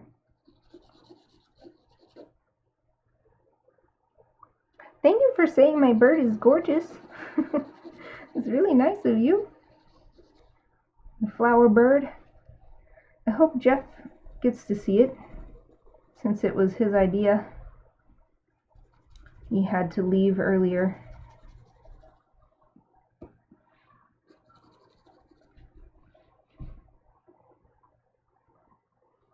Yeah, I think overall, my idea to just stream once a week, for the most part, unless I have more stuff that would work perfectly for streaming. I think that's going to work out well, because I've been streaming now for 3.5 hours, and I don't feel tired or anything. My back's not hurting from sitting here for so long. And Inktober, towards the end of the month, my back was hurting before I even started. Like, I was streaming almost every single day, weekday, work day. I think this new plan to just do 1 day a week, for now it's going to be Fridays, and then as long as I get the classes I want, my registration day is on next Thursday. If I get the classes I want, then my streaming day will have to be Wednesday, but I'll still have one day a week. I might be streaming school projects or something, but it's so much easier to get this stuff done when I have someone to talk to. I know I've said this before on other streams, but I used to keep, back when instant messaging was a big thing, I used to keep an instant messenger up at all times so that if anyone was available when I was working on a project, I would message them as soon as I started, just so I could have that something to refresh my mind by having something else to think about. These little petals should have a little shading on them too. A little more than what I did.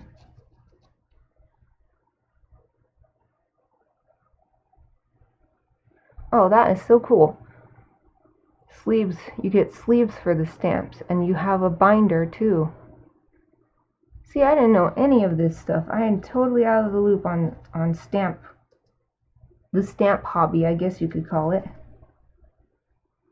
That is super neat. I mean, I knew it was popular. It was popular enough. Oh, I remember the site. It's rubberstamps.net. That's the site I have used for how long? Maybe 7 or 8 years. I've gotten my copyright stamps from them. And they have all kinds of stamps. So I knew if there's a site that can survive doing nothing but stamps. I mean, of course they have like the business stamps where you just click a wheel and then it has the date and it's like self-inking or whatever. They have those stamps like that, and of course they have the custom stamps that you can put in your own drawing or you can put in your own text, which is what I do. But I still guess I've never known anyone personally who was into stamps. So I just never had that exposure until now to learn that there's all this cool stuff made for stamping people. I mean, people who do stamping, not like stamping on a person.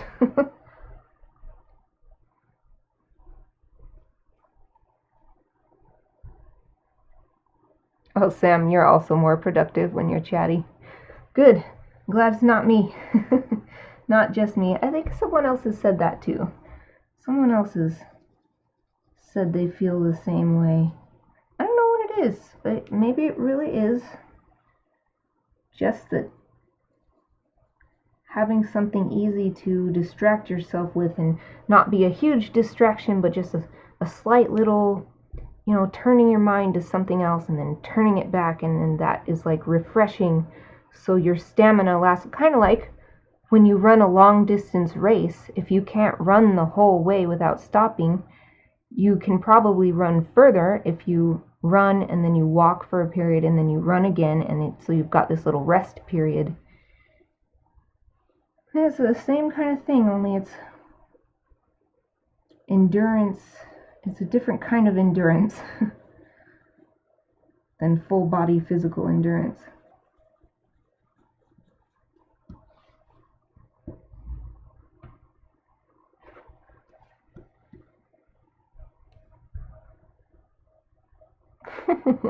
When you can't draw, you stamp.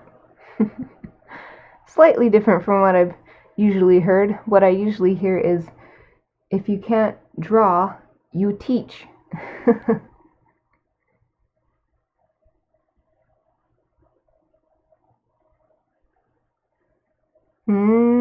Sarah, I find that with arts and craft hobbies,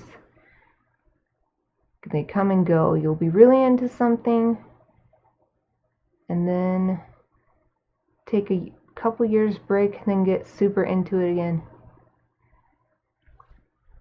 I think perhaps that happens with a lot of hobbies, because I feel like that really describes my relationship with games, with switching between whether I'm really into game, or I'll be really into an anime, or I'll be really into reading this book or something, and then I'll switch between. I mean, I usually do some of each, like throughout the week, but there'll be a time where all I want to do is play this one game, or all I want to do is read this book.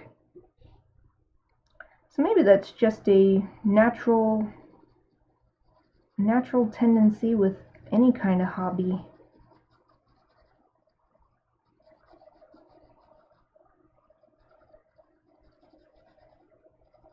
I mean, it wouldn't be fun if you just forced yourself to keep doing it once you were bored with it. So maybe that's why with hobbies in particular, that switching from one thing to the next is more prevalent than with anything else that's not a hobby.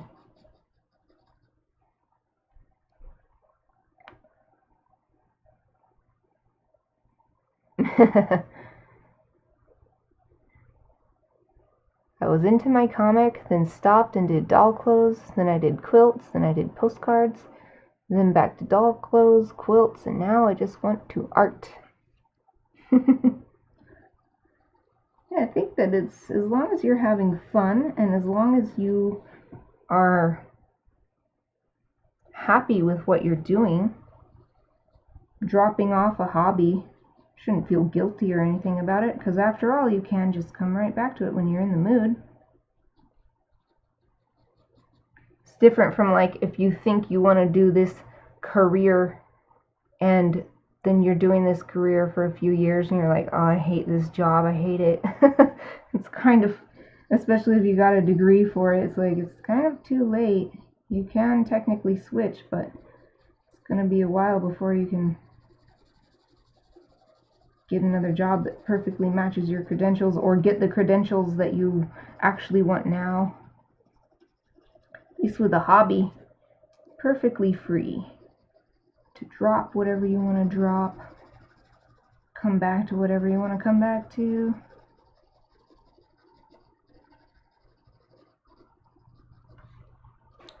Okay, birdie. I think I might be getting done with this birdie. I'm going to look at it on my monitor over here. Oh yeah, that has the effect I wanted, where I wanted it to look, I wanted it to give a round look by making the shadows darker underneath and leaving it really light on top.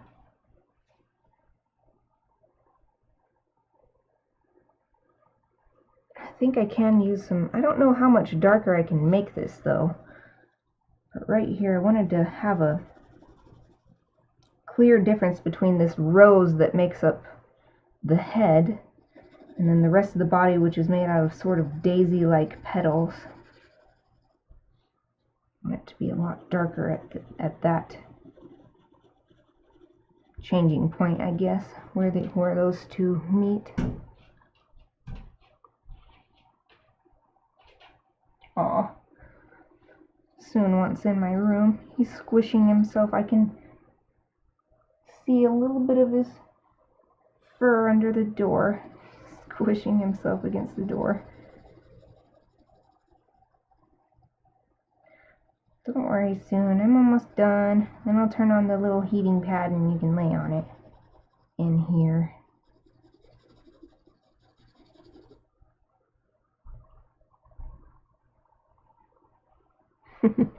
They all take up too much space.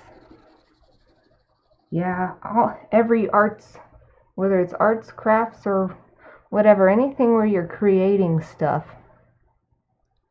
So, I mean, the typical thing is to think of like someone has their garage workshop where they work on their car and they build stuff out of metal and wood and stuff, and so even that kind of more, like, you wouldn't necessarily call that arts and crafts, but it's still a creative thing. It's like having the buzz saw or whatever. It's like, needs so much space. You need a whole garage, or you need the whole shed for it. Anything where you're creating, I guess, if you're creating, but even, so I guess if you're writing probably doesn't take up a ton of space. That's still creating. And maybe making music, composing music, doesn't need as much space, especially if you're just using one instrument. Then you just need the room for that one instrument. But then as soon as you have, like, if you want to do something for an orchestra, you need like a whole orchestra. Or for a band. Oh, birdie, how are you doing? Okay, right here I also want that same super dark transition, because this is not the same as this. These are rose petals, and these are the green leaves that encircle the bud before it blooms. I don't remember. Those have a name. I don't remember what it is, though. There. There. Oh, maybe right here, too. Super dark right in here.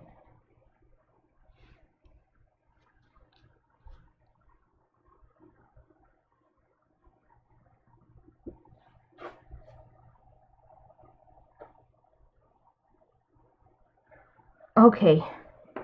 I think I'm done. Yay! Let's sign it. Where shall I sign it? Sign it up right above its back. I've not yet tried this pen on the full power of this. Wow, it really does have the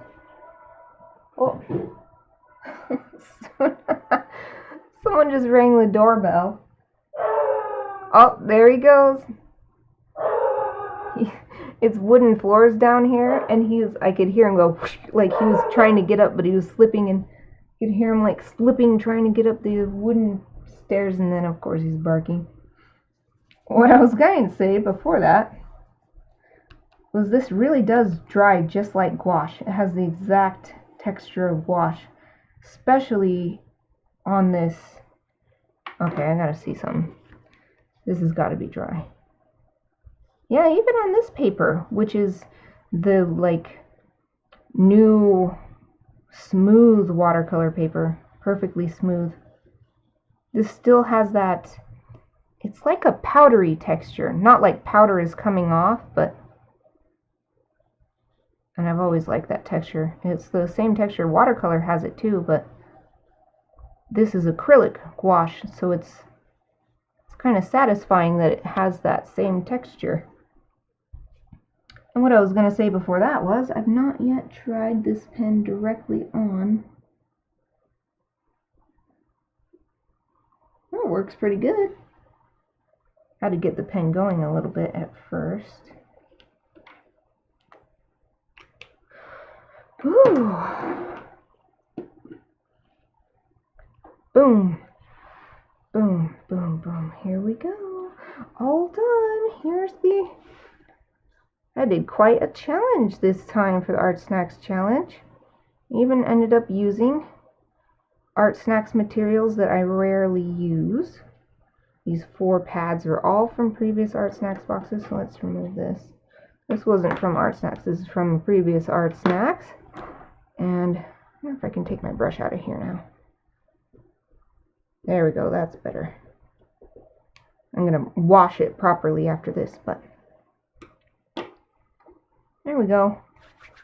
ArtSnacks challenge for November complete. So I used, just going to do a little review. I used the acrylic gouache, which came in my box.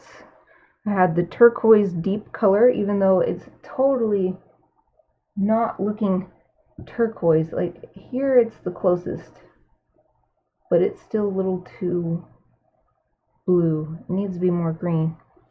But I also used this brush which came. It was a size 3 round brush. I really liked it.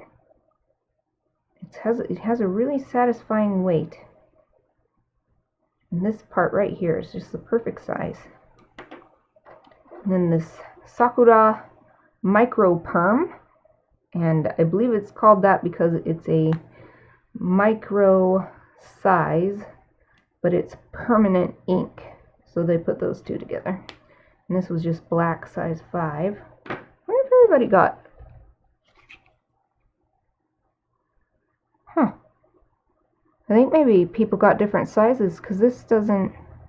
It does say it's black ink is waterproof, so it was definitely black ink for everyone, but it doesn't mention size 5, so I bet others got different sizes, but I got the size 5, so that's what I used. And then this Cretacolor Mega Graphite HB, and this one people definitely got different sizes because the menu asked what size did you get, or not size, hardness. So got this huge pencil, and I used all of these plus some erasers and of course water, a palette, stuff I needed to actually use the paint. And then the papers, all from previous ArtSnacks boxes. Yupo medium, which is thicker than the regular Yupo, which is this one. Then hot press watercolor paper, which I'd never used before. And I wouldn't go out of my way to get hot press after this experience, but if I received hot press for some reason, I wouldn't not use it. It was good paper. And then this cold press paper. They were all 4 different types, well, really 3 different types of watercolor paper. Whew.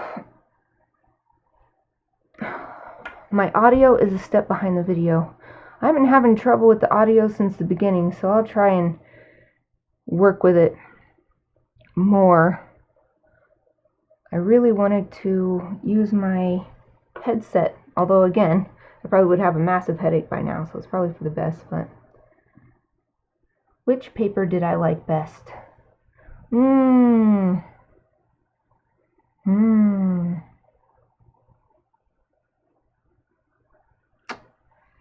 Well, it's hard to say. I didn't like these best. I didn't enjoy these as much as my regular watercolor paper. So these are traditional styles of watercolor paper. The hot press and cold presses, they're both traditional. But I use totally different techniques from this one to this one. So it's really a tie between these two. I think I would tend to just say cold press because that's what I'm used to, but like I didn't try all these graphite techniques on the hot press. And I didn't try these wet on wet, cool, like organic shape techniques on this one. So it's kind of unfair to compare them and say which of these two, but I definitely prefer the traditional watercolor to this smooth watercolor. It's cool to have this just to experiment with it, but I won't be buying any. I don't have any use for paper like that right now. If I think of a use, then I'll buy it, but right now it's fun to try something different, but not something I'll use like in my illustration projects. It's not something I'll think of going forward when I think of how I'm building my portfolio type of stuff. Okay, well, it's been almost 4 hours. I think this is my longest stream ever. So it's about time for me to have lunch. Actually, it's well beyond time for me to have lunch. So I will end here, and I may be back on Monday to paint my Thanksgiving illustration. And at the very least, I'll be back next Friday at the